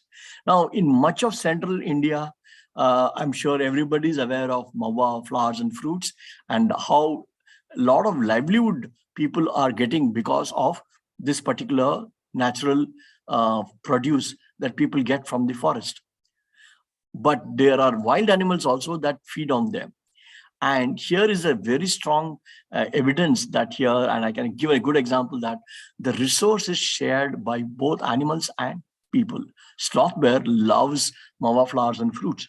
And when it grows and is available in plenty in the forest, people also go to collect, and sloth bear also come to feed. And when there is sharing of resource, then there is a chances of frequent encounters. And when sloth bears encounter people, definitely there would be attacks and people get injured, or in retaliation, the animal also would get killed. So this is something that we need to understand, how to use resources in sustainable manner, at the same time making sure that wild animals also get what they have to be getting in general, and how people should be protected from not getting attacked by wild animals. And now, as I said, wild animals have now learned how to use our areas. They are learned to cross roads, but sometimes get hit. They cross railway lines, but sometimes get hit. They can use all modified landscapes like tea gardens, like you can see here, elephants and bears, crossing from one area to another. They can use these areas to move around. I'll take you for another example about how landscape changes have led to conflicts. Here is an example from the very beautiful valley of Kashmir in Jammu and Kashmir area. And this is the photograph is taken from the edge of a national park called Dachigam, very close to the city of Srinagar. And here, if you see, very immediately outside the national park is apple orchards and cherry orchards. And behind that, in the background, you can see the city of Srinagar and a lot of agriculture fields where they are growing either paddy or corn and so on and so forth. But for a bear, when it stands on this border, this animal sees only food, food, food everywhere. And so they don't see the administrative boundaries and go everywhere in the area to feed on. Now I come to another example in the state of Sikkim, which is one of the best states in India as far as protecting its habitats and having forest and wildlife in excellent status. It's an organic state. But in 2009, we got a lot of black bear human conflicts in the entire state of Sikkim. And I was wondering, why would it happen in a state where people are in low population density as well as forests are in good condition? We didn't get an answer at that time, but later on, I stumbled upon this particular chapter in a book called Climate Change in Sikkim. And here the authors have said that from 1981 to 2010, 2009 was a drought year. Otherwise, the state of Sikkim was getting average rainfall, but 2009 turned out to be a drought year. So when we could connect the cause and effect here is, your habitats may be good, but if you had a drought year because of climate change, because of changing weather patterns or variability, then your forest trees will not produce enough fruits or acorns and berries that bears that is the food for bears. So when there is lack of food in the forest, they have to come out, and that's what happened in 2009. See, in this case, people cannot do much. We cannot do much because it's climate change related. We need to have long-term vision and planning for this. We could then do something more interesting, that is how animals are dealing with this change in climate and how things are happening. So we fitted 7 Asiatic black bears in the Himalaya with satellite collars. Now, radio collars are instruments that we tie in the around the neck of an animal or implant it, or if it is a bird, we fit it as a harness. And so these are programmed to get locations of the animal stored in the onboard computer, and also programmed to upload this data to the satellite, which we can receive in our laptops or desktops, and we can see where the animal has been moving, and we can record other things like what is their activity, where are they moving, how fast they are moving, and so on and so forth. By this study, we got an idea about where are the dens where they are hibernating during winters. You know, in the high altitudes, due to cold weather conditions, some mammals hibernate. They go on a winter sleep. And when we looked at this information, of the 6-7 bears we looked at the collared data, the average hibernation period is now only about 63 days or 2 months. In the past, in the state of Jammu and Kashmir, black bears will not be visible from December till March. For 4 months, they will be on hibernation, but now only 2 months. Same thing is happening in Himachal, Uttarakhand, North Bengal, and Arunachal, and so on and so forth. The reason being that if climate change is happening, we are warmer winters, snowfall is not that much. There is the animals are getting food as a subsidy in the neighboring villages, even in winter, then they will not go on hibernation.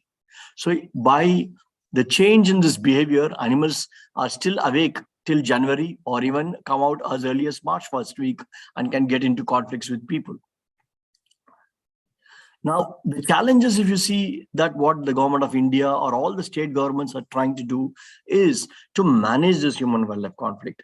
We are a country where we revere wildlife also. We are a country where we have ingrained the conservation ethos of protecting animals and conserving them. Not like other countries like Western world or even like Africa, where when you have problem animals, we simply go on for hunting and remove their populations or reduce their populations. Only when the problem is very, very severe, a particular individual, if that animal is really dangerous to human life, only those individuals are trapped and sent to rescue centers or zoos, or in very worst scenarios and cases, unfortunately, the animal has to be killed. But the problem here lies in the fact that our own understanding of the animal behavior is very limited. So we need people, more and more young people, to do research on these animals, the study on this problem. Not only biologists, we need sociologists who need to understand. We need agriculture scientists to understand this problem of how we can reduce, how we can improve technology to reduce conflicts. And we need information on animal population, how they are growing, what are the species activity and behavior. Sometimes the terrain is difficult. We have poor access. People's perception are also very different. A city dweller doesn't bother about a snow leopard in Ladakh, and a city dweller in, say, Chennai may not be bothered about a tiger or a bear, because they are all busy with their own life routine. And when an animal comes into a village or a city or a town or any situation like this, as you see in this cartoon, people surround, because we have a very large number of people in our country. So in other words, I can use the word dekhne ke liye, tamasha dekhne ke liye, there will be a lot of people. So you cannot operate your wildlife, the department or forest department find it extremely difficult to take control of the situation, because first you have to control the crowd. Then only you can take care of the animal. Our department staff are all trained. They do several things. If you look at the top picture, right, when they are trying to save a leopard, rescue a leopard, they can be attacked, but they have a gear, they have equipment, but still such things can happen. Sometimes people get into animals fall into a well, then it has to be chemically immobilized and then restrained, and then the person has to get down and lift the animal up. The picture bottom left, you can see that this animal leopard has already been darted but the number of people surrounding them are chasing the animal further and further and not allowing the drug also to work on the animal.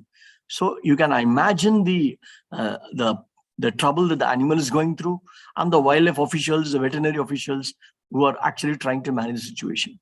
And there have been instances where you have to do physical capture of animals like leopard, like crocodiles, or you must have heard about this horrible news of people throwing fireballs on elephants, and one case in Assam was reported, as well as in southern India, when tires were thrown, burning tires were thrown over elephants and the animals died. So this kind of situation, is very heart-wrenching, that people treat animals like this. Our father of nation, Mahatma Gandhi has said that a country is known by the way how we treat animals. And if this is the way that we treat animals, it's very, very sad. And this is where awareness, education is all have to be playing a major role. Now, if we look at some knowledge that we have on animals, in some parts of the country, an animal is nocturnal because it avoids people. This is based on camera trap data of an animal. And you see the activity during the daytime, it avoids people, and only in the nighttime. So this is called temporal segregation of animals being active at night, avoiding humans. But in places like North Bengal, where garden laborers are working, our radio-collared leopards were as active as humans were. So there is a direct overlap between the activity of people and activity of humans. So a tea garden worker can be attacked by a leopard, particularly if the leopard has cubs. So this kind of situation can easily happen. Then, understanding the diet of animals, we looked at about 375 scats or droppings of feces of black bear. And I took it to the lab and looked at the botanical composition of those undigested plant material in the scats of bears. See, bears are, although carnivora, they are largely omnivorous and feed mostly on plants. Now, if you see here, of the top 15, apples, cherry, and maize form a significant proportion in the diet of bears, although there are about 12, 13 other wild items. But it's definite that they're living in the forest, inside the national park, but they do come out and feed on the cultivated crops. And for an animal like bear, we think that animals are not as intelligent as we are, but we are sadly mistaken. Animals like dolphins, elephants, chimpanzees, or monkeys and bears are very intelligent. They track food. They know food. In fact, people in bears in Kashmir actually love people because they associate people with food. There's so much of food around. And in any season, bears track only food. They have got excellent memory, excellent sense of smell, so they can actually track food anywhere, anytime.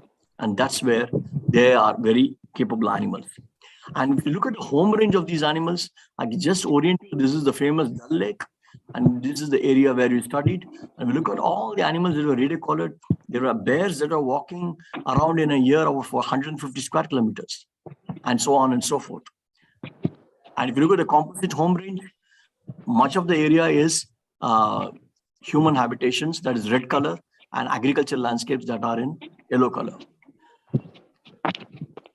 And if you look at the distances and the way the animal moves, they move longer distances in summer and autumn, just before hibernation. But the way they move also is very clear in these pictures. This is called the circuitousness in the path. In spring and summer, when resources are clumped and abundant, they go in circular motions of path and feed. But when resources become scarce and scattered, then they do linear movements. And if you look at home ranges of leopards in North Bengal, we call it 6 of them. And here you can see one subadult female. She had walked over 850 square kilometers for a small animal. This is the home range. Whereas some animals lived only within 7 square kilometers. Some had 8 square kilometers. But on the other hand, some animals which could not settle down had very, very large home ranges. This is the moment of that particular animal, which had gone between various protected areas. You can see the gray areas are all tea gardens. The red checked areas are all human habitations. And only the green areas are forest areas, which are protected areas, actually, within the polygons. So the edges of the protected areas, they have lived, and edges and moved between tea gardens and so on. Here, what I want to tell here is that when our forest areas are less, or only 20% of this country, and wildlife protected areas are only 5% of this country, we cannot pack them with animals. After the population reaches a carrying capacity, animals spill out. So the stronger animals live in the optimal habitats, the less stronger animals live in suboptimal habitats. As you see in this graph, the animals are moved to suboptimal habitats and are trying to struggle and settle down in a place where they can survive, and they need space, actually. And here's the other interesting thing. Whenever we catch an animal outside the forest area or protected area, we think that we should put them inside the national park. That's what the people in Kashmir did for a bear that was creating problems in this village. It was brought into the rescue center in the park and left radio collar in December, by mid-December, but it took only about 50 days or so for the bear to return back to the same area where it was caught, and it created more conflicts. This is a case of translocations and relocations. If you keep putting animals into the same area which are already full with animals, there will be spilling out. It's also called as homing instinct. It's like adding more water to the bucket which is already full. It will definitely spill. What people are doing today, because people have been living with animals for centuries, they have done certain techniques. Making noise is still a best technique to shoo away animals. Fencing, human dummies as scarecrows, keeping dogs, or building walls. These are some of the methods people are using even today because it works. But walls can be effective, but all farmers cannot afford it.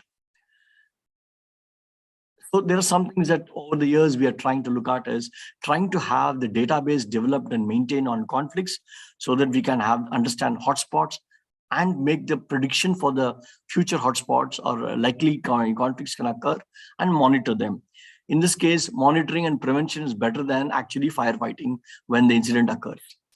Creating awareness, I mentioned earlier, using traditional methods and also new methods, marking and relocating a problem animal, like putting a radio collar or tagging them or marking them in some place. And even simple interventions like this, changing a wooden door to iron door can reduce loss of livestock from wild animals like tigers, leopards, or bears. And the other things like conflict management team of the forest department needs to be trained, and the local people should also own the problem. People should not say it is government's problem or forest department problem. Wildlife of India belongs to all the people of this country, and the problem also should be tackled by all the people. We should be responsible. We should take responsibility of coordinating this. I can talk of other interventions. Dr. Aishwarya Maheshwari has done some excellent work on trying to reduce livestock depredation by animals like wolf and snow leopard in Ladakh and Kargil. Particularly. Now, if you see this, these are called corrals where people keep livestock. And by way, if you look at the top left picture, that is how very shabby or poorly constructed corrals were used by local people. But with intervention of some equipment, the chain link fence and proper mud plastering and wall strengthening, Dr. Aishwarya could actually prove that this kind of corrals can reduce loss of livestock. And this has been replicated in many villages in Kargil and Ladakh now, and it is going on in a big way. So I think some interventions like this have been very successful and we need to continue. Similarly, as I said, when we have data of conflicts in the area, we can make a hotspot and also use the same on the GIS platform to predict conflicts. So in this picture, for the district of Pauri Garhwal in Uttarakhand, the yellow grids mean there is no need to worry about. That's the risk. And then there is this other area where there's orange and red. Somebody has to be really, really careful. Red areas are the areas where conflicts have to be managed, should be prevented, monitored. Similarly, we could do this for elephants in North Bengal.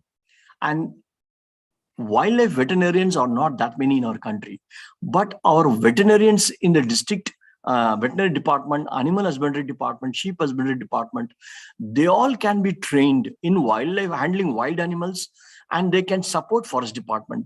This is happening very well in Uttarakhand and in other states of India. If it happens in states like Uttar Pradesh also, it will be great that, and other states, where all the states, if we can have the animal husbandry department work with forest department, there can be officers going on deputation to there. So we can handle these problem animals for science, monitoring, management, everything can be done very nicely.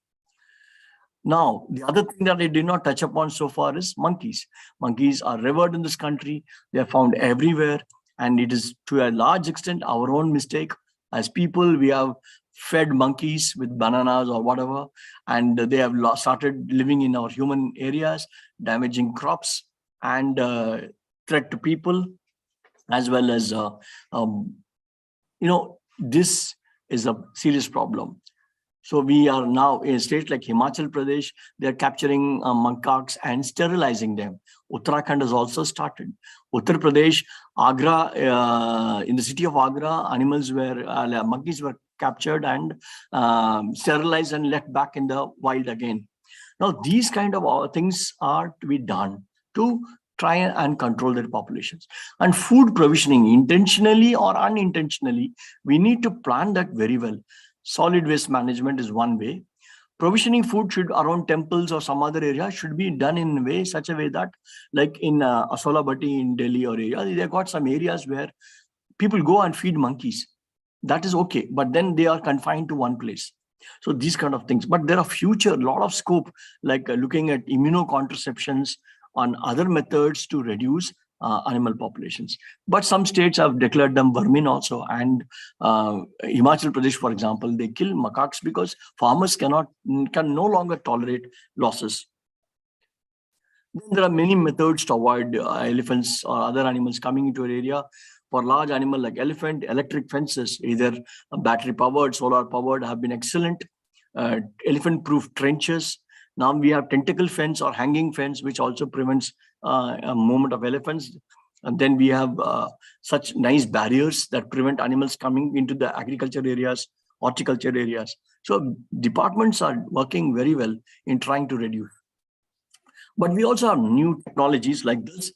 For example, fox lights, we have tried piloting in areas. This is a small instrument, which is a solar patch on the top, and it works throughout the night by giving colors of various colors, various patterns. It works from sunset to sunrise, and nobody can predict how the color or the pattern will happen after some time. So this mimics the situation of people patrolling that area in the night. So animals, even seeing this light 1 kilometer away, will avoid coming into the area. But This is element of surprise is there, but if it's coming from the same location, then animals will start learning. So I think we need to improvise these situations, how animals can respond, and we can use these things. It has worked well on foxes in Australia. That's why it's called Foxlight. We have tried it in Himachal. It has started working. In Uttarakhand also it's working, and we are piloting in more areas. Similarly, this has led to some significant, it does not completely stop losses, but reduces the number of livestock lost from the villages in the Himalayan region of Uttarakhand state. The other device that has been produced indigenously in country is called ANIDR, Animal Intrusion Detection and Repellent System. It's again solar powered. It's a light and sound combination with a sensor here you can see. And these are the lights and sound, and this is the solar panel. And this also is, it works like this. For example, I can show you some videos of how it works. So when any animal comes in front, it emits lights and sound. So by doing so, the animal gets distracted and scared, and it will run away.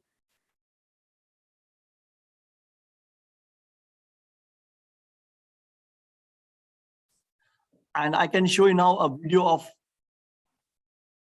you can see a bear running.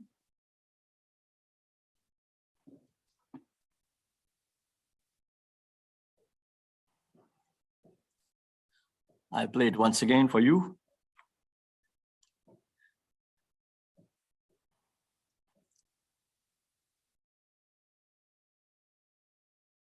And these devices really help to some extent, and we need to continue to use them and see. Here's a picture of a bear coming near Anaida, and there's one camera that is already monitoring it. So the animal kind of got distracted, diverted, and it went away from the spot. It did not come in the same way towards Anaida.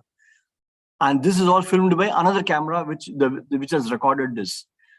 Now these are infrared, and you don't really disturb the animals, but only the animals know that this device is there. Now we need to again use can't fix it all the time here, but we need to keep moving there. So to summarize, we need to focus some interventions on people, some on the animals. For animals, we have physical barriers, deterrence, population management, habitat management, and problem animals to be removed. But for people, we need to have continuous education and awareness, tell people to avoid negative encounters.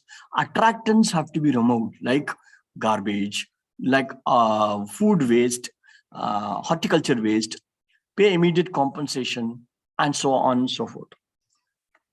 The other biggest problem in our country is that we fail to distinguish cause with symptom. Animal coming out of the forest could be only the symptom. We should understand the cause and treat it. So the way we have changed our habitats, the animal behavior, food habituation, these conditioning, these are some symptoms, but causes are changes in land use, encroachment, growing population, and so on. Climate change induced losses like changes like low food production can enable animals to move out. So the cause would be climate change or drought, but the symptom would be the animal coming out. So we are misunderstanding animal behavior and biology. Our social tolerance has also gone down towards animals. I'm talking about tolerance towards animals, wild animals. So these are all contributing to this situation. So what this proposed approach is for the future is we need 3 pillars of the science, community participation, and management to go hand to hand for managing the human-wildlife conflict. Research by young biologists, agriculture scientists, horticulture scientists, as well as animal husbandry people should work together, and land use managers to work together to understand how we can plan management, estimation of population of focal animals, their behavior, social scientists to look at perception of people, GIS scientists should work on risk prediction. Local people should own the problem. They should continue with their indigenous methods of crop protection and livestock protection. They should try new methodology for which engineers and technologists can provide some deterrence. create awareness, and make village level response teams. Management actions, the forest department will anyway be going to do this. That is a rapid response team, monitoring hotspots, improving habitats, and so on. I would also like to tell here is that there are many more new avenues of identifying problem animals, because if you get a crop damage done, we don't know which animal did it, and if so, which particular individual. So we can use genetics, forensics, then tools like camera traps. These all will come in very many ways in trying to understand and identify the individuals which are creating conflicts. So just removing all the animals does not help. We should only identify the particular individual which is creating conflicts. Recently, the government of India has got this National Human Wildlife Conflict Mitigation Strategy and Action Plan. We have now got standard operating guidelines for management of conflicts for many species. The Prime Minister's Fasal Bima Yojana is one way where farmers can get compensation for their crop loss. Then we have the national and state disaster departments declaring human wildlife conflict as now as a disaster. And then they are also supporting in the management, education, awareness, creation of response teams by the village level and the forest department level is all going to work out in the conceptual framework of how we need to understand drivers, pressures, and the impacts, and how we should respond is all being worked out. And I'm sure India has been a country which has been an example to the world of how to manage these things. And I'm sure we'll be going ahead in the future is, yes, definitely managing these kind of conflicts with animals, at the same time planning conservation and development so that we progress as a nation, and that's the scenario going to be in the future. With this, I thank you all for your kind attention. Over to you, Dr. Aishwarya. Yeah, thank you so much, sir. You have provided a holistic approach of the entire spectrum of the human-wildlife conflict in India. And as you rightly mentioned, that human-wildlife conflict is highly dynamic in nature. And one size won't fit for all as far as mitigation strategies are concerned. I would also add that pre-assumptions may not work. Just like a blank key has the most potential to open many locks. Therefore, long-term research is very crucial, as you also highlighted during your lecture. And in the context of climate change, sir, as you said, we can't do much, and we may not have an exact answer, but asking the right question, we were talking about yesterday, that asking the right question is really important. And I now invite our participant to ask those right questions. So the floor is open to all the participants, because, sir, we have the participant right from East West, the Jammu and Kashmir, to the south, and of course from the west and from east as well. We do have some questions in the chat box, but yes, I would first request the participant, if they have the direct questions to Dr. Satyakumar Saha, please ask, and then we will move to the chat box.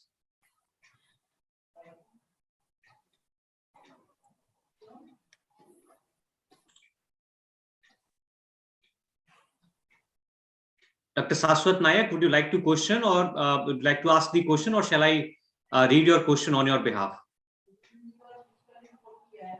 So you can read it. All right. So, sir, whether most of the foods for elephants and other herbivores from forest species has been identified or not? If yes, whether these species are grown and planted sufficiently in suitable forest types for producing sufficient food which may check migration? Mr. Saswat, the situation here is like this. Science has progressed well for some animals, so we know what they eat. For elephants or some other large deer and all we have. So to a larger extent, we know which are the food plants. But please remember, our wildlife habitats have got now many invasive species that have degraded habitats. So there's sometimes forests look good, but actually they don't look good for the animals which live there, because there's not much to eat. You have raised a point about identifying them. Yes, we are identified, but planting them is habitat restoration. Now, restoration science ecology is something very, very important, which we have not got much success. We have got limited success in some parts of our country because it is an intensive management of growing those food plants in those areas and protecting them so that they then kind of progress on their own and animals get a chance to eat. But if you think of elephant or rhino in mind, whatever you do will be finished off in 2 days. So for a small deer like say, sambar, cheetal, or swamp deer, barasinga and all, yes, we can think of doing something and keeping the areas open, close for them to use and allowing some natural regeneration.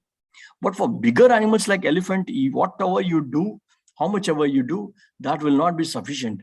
So we need to think of having this along with natural regeneration and managing the areas of opening and closing and having corridors so that animals can move from one area to another, so that while they give rest to the other area, their habitats regenerate naturally. But if you go and do what nature is going to do, particularly for large animals, it's going to be very expensive and it is not possible also. And that way, I think we can, some extent, some animals we can try, but for large animals which need large areas to move around, it's going to be extremely difficult to confine them in one area. You have another question? Exactly, sir. Yeah, the second part of his question, sir, let me read it for you. It is understood that elephant migrates from a dry deciduous forest in winter month for food to moist deciduous or semi-evergreen or even evergreen forest, but migration from semi-evergreen and evergreen forest with food foliage is not clear. What can be the reason for migration for elephants? I think we should go with this particular notion that an animal sees a habitat from only 2-3 angles. One is food, another is water, another is cover. Food, you all know. Water is again a requirement. Cover is thermal cover or cover for young ones. So whichever species, large or small, will need cover to some extent. Now, the animals know in which part of the year, which area would have food resources. So they track them. When water is available everywhere in the after post monsoon, they don't move much because water is available, vegetation is growing very well. But in dry summers or in season, when there's water scarce, then they move. And when food resources are scarce, then they move. So we cannot actually say that there would be any definite pattern of movement. But yes, they will go wherever they'll get food. That's the kind of thing that we should go with. Exactly, sir. And that is all about the optimal foraging theory is all about. Yeah, I can add this. For an elephant, even if you think of only one tusker, it has to spend 16 hours or so in 24 hours of the day and night to feed, search, forage food. But if it is going to an agriculture paddy field, it needs to spend only 7 hours because all the food that is that energy requirement that it needs is available concentrated in one paddy field. It will spend 6 hours and then go happily in other rest of the time spending happily. So it is, that's what Dr. Aishwarya just mentioned about the optimal foraging theory, like. Sir, is that one more? There are 3 more questions. I would read one by one. Dr. Nasir is asking, I have seen in pictures of Western countries, they create passages or route to wildlife by making elevated roads or giving underpasses, etc. So the question is, do we have such examples in India or government is having such projects in near future? Exactly. Yes, we have. For example, the national highway going through Pench in central India is now the best example of a double-lane elevated road going above the forest, and animals, including tigers, are moving underneath. That's an excellent example of underpass construction in India. We are now working on another elevated road even in Uttarakhand, which would fly over Rajaji National Park, and elephants and other animals would use the area below. So this overpass strategy, underpasses are now being planned. In some cases, even these are now being integrated into development. For example, linear development like roads, now these are now being planned in beforehand, where to give underpass, where to give overpass. Overpasses are very difficult, and it has not been very successful, excepting for Northern America. Like Canada, they have very good examples. In India, it will take time to have a very successful overpass for animals. But underpasses, we have already succeeded, and we are going ahead in many cases. Exactly, sir. And to add to that, Dr. Nasir, in the recent visit, one of the recent visits in the ME in Gujarat and Rajasthan, across the railway track, they are giving the underpasses for the wildlife movement from one habitat to the another. And they have actually proved it through the camera trapping. They have got some good results with that. So moving to the next question by Dr. Amarjeet Singh. Sir, what about the management of buffer zones? So I think he's talking about the protected areas. Yes. See, today we have gone away from the concept of managing protected areas only. Today, our concept has gone landscape level. So protected areas like national park sanctuaries are one part of that landscape. Buffer zones of the protected areas are another part. And then we have human landscapes, our agricultural landscapes, man-modified landscapes, man-altered landscapes. So we need to see this in entirety of how to manage the landscape. You may have roads, railway lines, hydropower projects, everything. So the integrated landscape approach is the only way that we are going to succeed. And that's the key for future conservation and management of our land in this country. Only buffer zone was an old concept, looking at buffer zone and strengthening that. But when buffer zones improve very well, then animals will come and occupy them and they'll spill over again further. So this has happened in many tiger reserves of the country.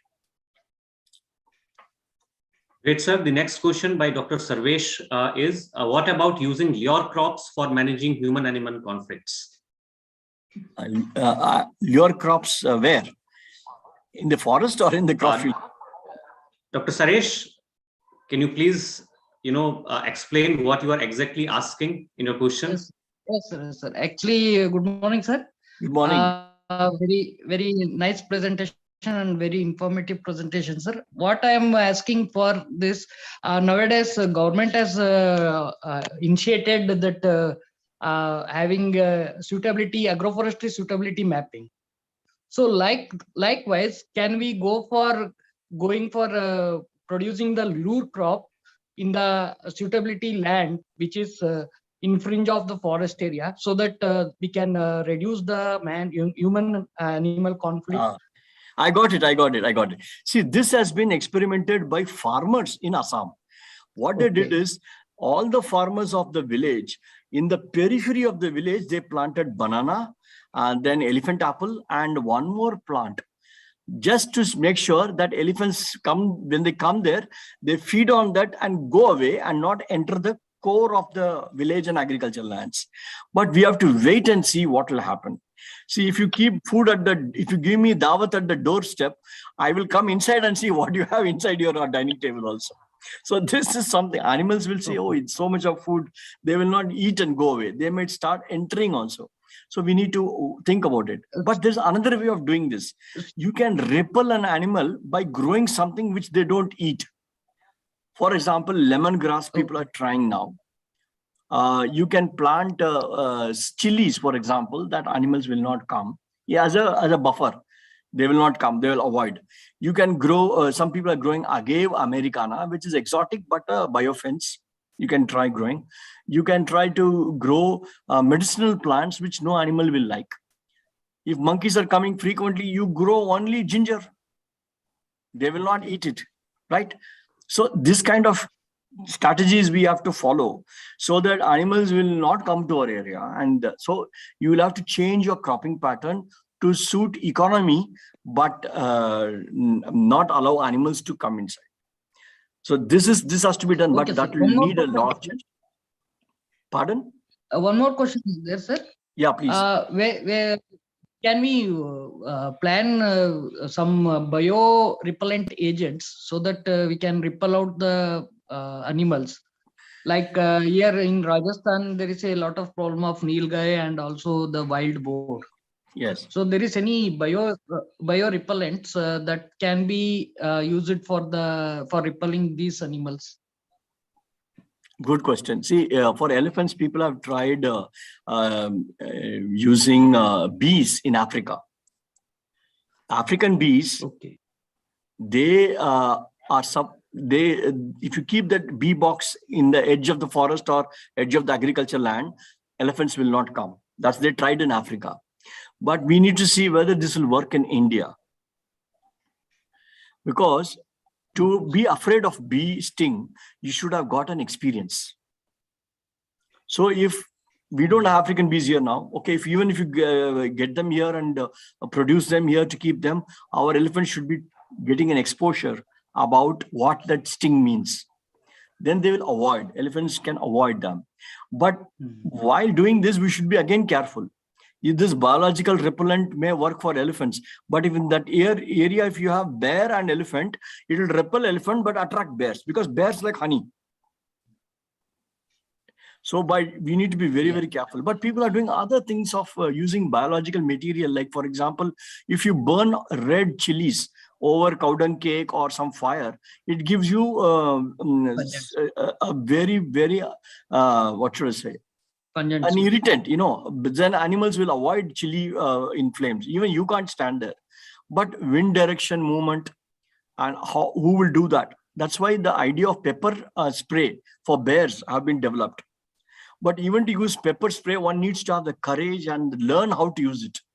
Otherwise, people harm themselves or harm their other villages. People have used red chili paste on ropes, and elephants don't enter that area. Okay, so there are many methods. Like you can use dogs to chase nilgai. That is happening in Haryana or Punjab. You can try that, but they won't work for a long time. Then you need to use reflective ribbons. You can try many ways of trying to scare animals, repel animals. But we need to be very innovative about trying to do what we want to do. But bringing a new element of animal from another continent and introducing them to thing will start a problem rather than solving a problem. Yes. Thank you, sir. Thank you very much. So there, I think Dr. Arbind raised his hand. I think he down is. Dr. Arbind, do you have a question? Yes, sir. Please, Very sir, good afternoon, sir. Good afternoon. Presentation was very nice and informative, sir. This is Dr. Arbind Gupta, Assistant Professor from Natural Resource Management. Sir, I have one query.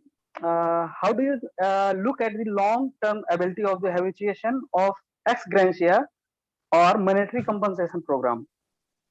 Yes, this is a very good question. See, when the idea there behind the compensation is, if a human injury or attack happens, it is our responsibility to provide a medical expenditure and be relief to the particular person who became a victim of an attack. There is no doubt about that, because people won't get deliberately attacked by animal to get that one. The problem here is livestock compensation and crop compensation. Now, if people are not guarding their livestock properly or guarding their crops properly, they will think that, oh, if it is lost, we'll get compensation. Now, that is why we need to have the insurance playing in the role, wherein some premium is shared by the community, some by the government. The Prime Minister's Fasal Bima Yojana is one of them. But then the premium is paid by the government itself. I think, I don't know if you can clarify, it's entirely by the government. And so people think that if there is a loss, no problem, government will pay. This will go on. I think in our country, if anything that starts like this, then people tend to get habituated, as you rightly said. But eventually, there should be a mechanism for the government to kind of withdraw, and then the communities run their own way of trying to manage losses.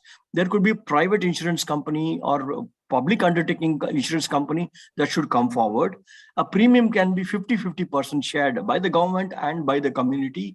Then only people will know the value of the free things generally leaves a bad habit on people.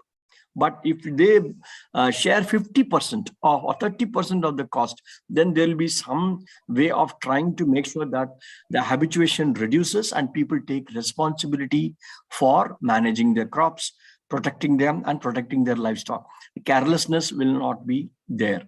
Now they think that anything happens, blame it on the government, we get insurance money back. You are right that we need to have constant engagement with people. We need motivators in the villages to talk to the people and try and get into this community-based insurance or some kind of insurance for people. See, this Prime Minister's program will definitely run, but we need to have better options of not handholding them all the time. People should also take care of the issues on their own. Great, sir. That was the time we were having, and it always be a great, pleasure and enriching our knowledge while listening you and sharing your incredible knowledge in the wildlife conservation and particularly on the human-wildlife conflict lecture today. For a formal vote of thanks, I would now invite Dr. Mohammad Nasir, my colleague and one of the coordinators in the organizing committee, to kindly deliver his vote of thanks to Dr. Satya Kumar Saab. Dr. Nasir, please. Thank you, Dr. Aishwarya. Good afternoon, sir. Very good afternoon, sir. I would say that it was really a very great lecture, sir, and very interesting. I am not from the field of wildlife, but still I found it very interesting. And you discuss the complete package of conflict between human being and wildlife. You discuss the conflict between human being and bear, between human being and leopard, between human being and elephant. So in the whole story of this conflict, I found that the human being is the only villain, and and I really feel sorry about that. That this we are creating this problem. So with this, sir.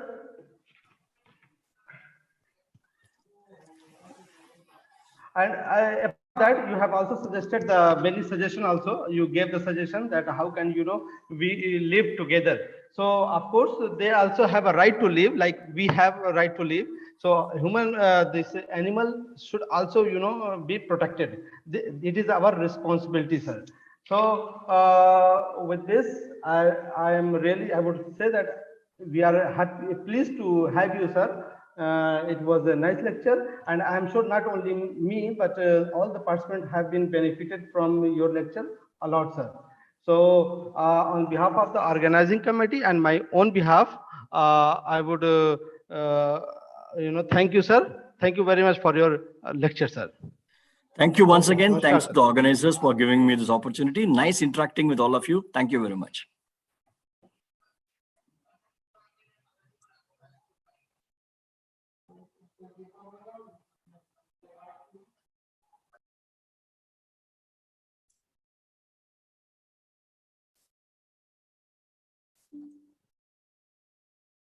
Unmute yourself, Dr. Maheshwari. Unmute. Oh, okay. All right. Thank you for reminding me about it. Great. So, dear participants, I'm sure that we have been greatly benefited by Dr. Satya Kumar Saab, incredible presentation and the knowledge which he has shared with us. And I will also share his email ID with you. So if you want to contact them, directly for your academic work, he is a very approachable scientist and a very good human being, I must say. He always welcome the new people in the wildlife conservation. And if you want to have formal collaboration or informal chatting, and if you want some guidance and cooperation from him, I will share his email ID with all of you. Dr. Shama Parveen is saying, definitely, sir, the lecture was very interesting for even those who are not from the wildlife. Thank you, sir. Okay. So, all right. So tomorrow we have scheduled 4 lectures for you. Is that okay?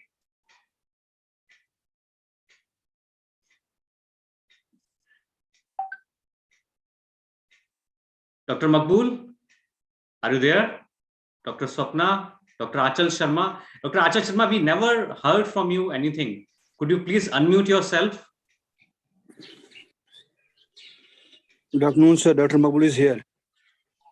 Yes, sir. So is it okay that we schedule another 4 lectures for tomorrow? Sir, tomorrow it is Sunday and So that was the wake-up call, I guess. Scheduling lectures for Sunday. Yes, sir. Dr. Ravi, are you there? Better to avoid that if possible. Sure. Your any wish, in our will be taken as a command. Thank you, sir. Great. So that was on a lighter note. So let me brief you Monday's session in advance, so you will be mentally prepared what we are looking forward to hear. So on Monday, we have scheduled 3 lectures. The first lecture would be on the invertebrates as bioindicators for biodiversity monitoring and ecosystem health. So those who are from the entomology background and have done their research or like to do their research on the invertebrates should must listen this particular lecture, and for all of you, of course. It would be followed by another lecture, a very innovative and very informative, biodiversity of Greater Panna landscape. So if you have heard about the Ken-Betwa river linking project, so this particular lecture would be taking us towards the landscape of the Greater Panna. And it would be followed by, we have borrowed one lecture from the geopolitics here in the biodiversity theme, and that is transboundary conservation concepts, challenges, and opportunities. So that particular lecture, I must say that really, you should not miss on geopolitics. And the another lecture, not on Monday, but some other day, we have scheduled another one on geopolitics. So these 3 lectures have been scheduled for Monday. So we wish you a great weekend, a great Sunday, and we look forward to your similar interactions with our esteemed resource persons on Monday and upcoming days for the next week. So if you have any question from the organizing side, you may please ask them now, and then we will end for today.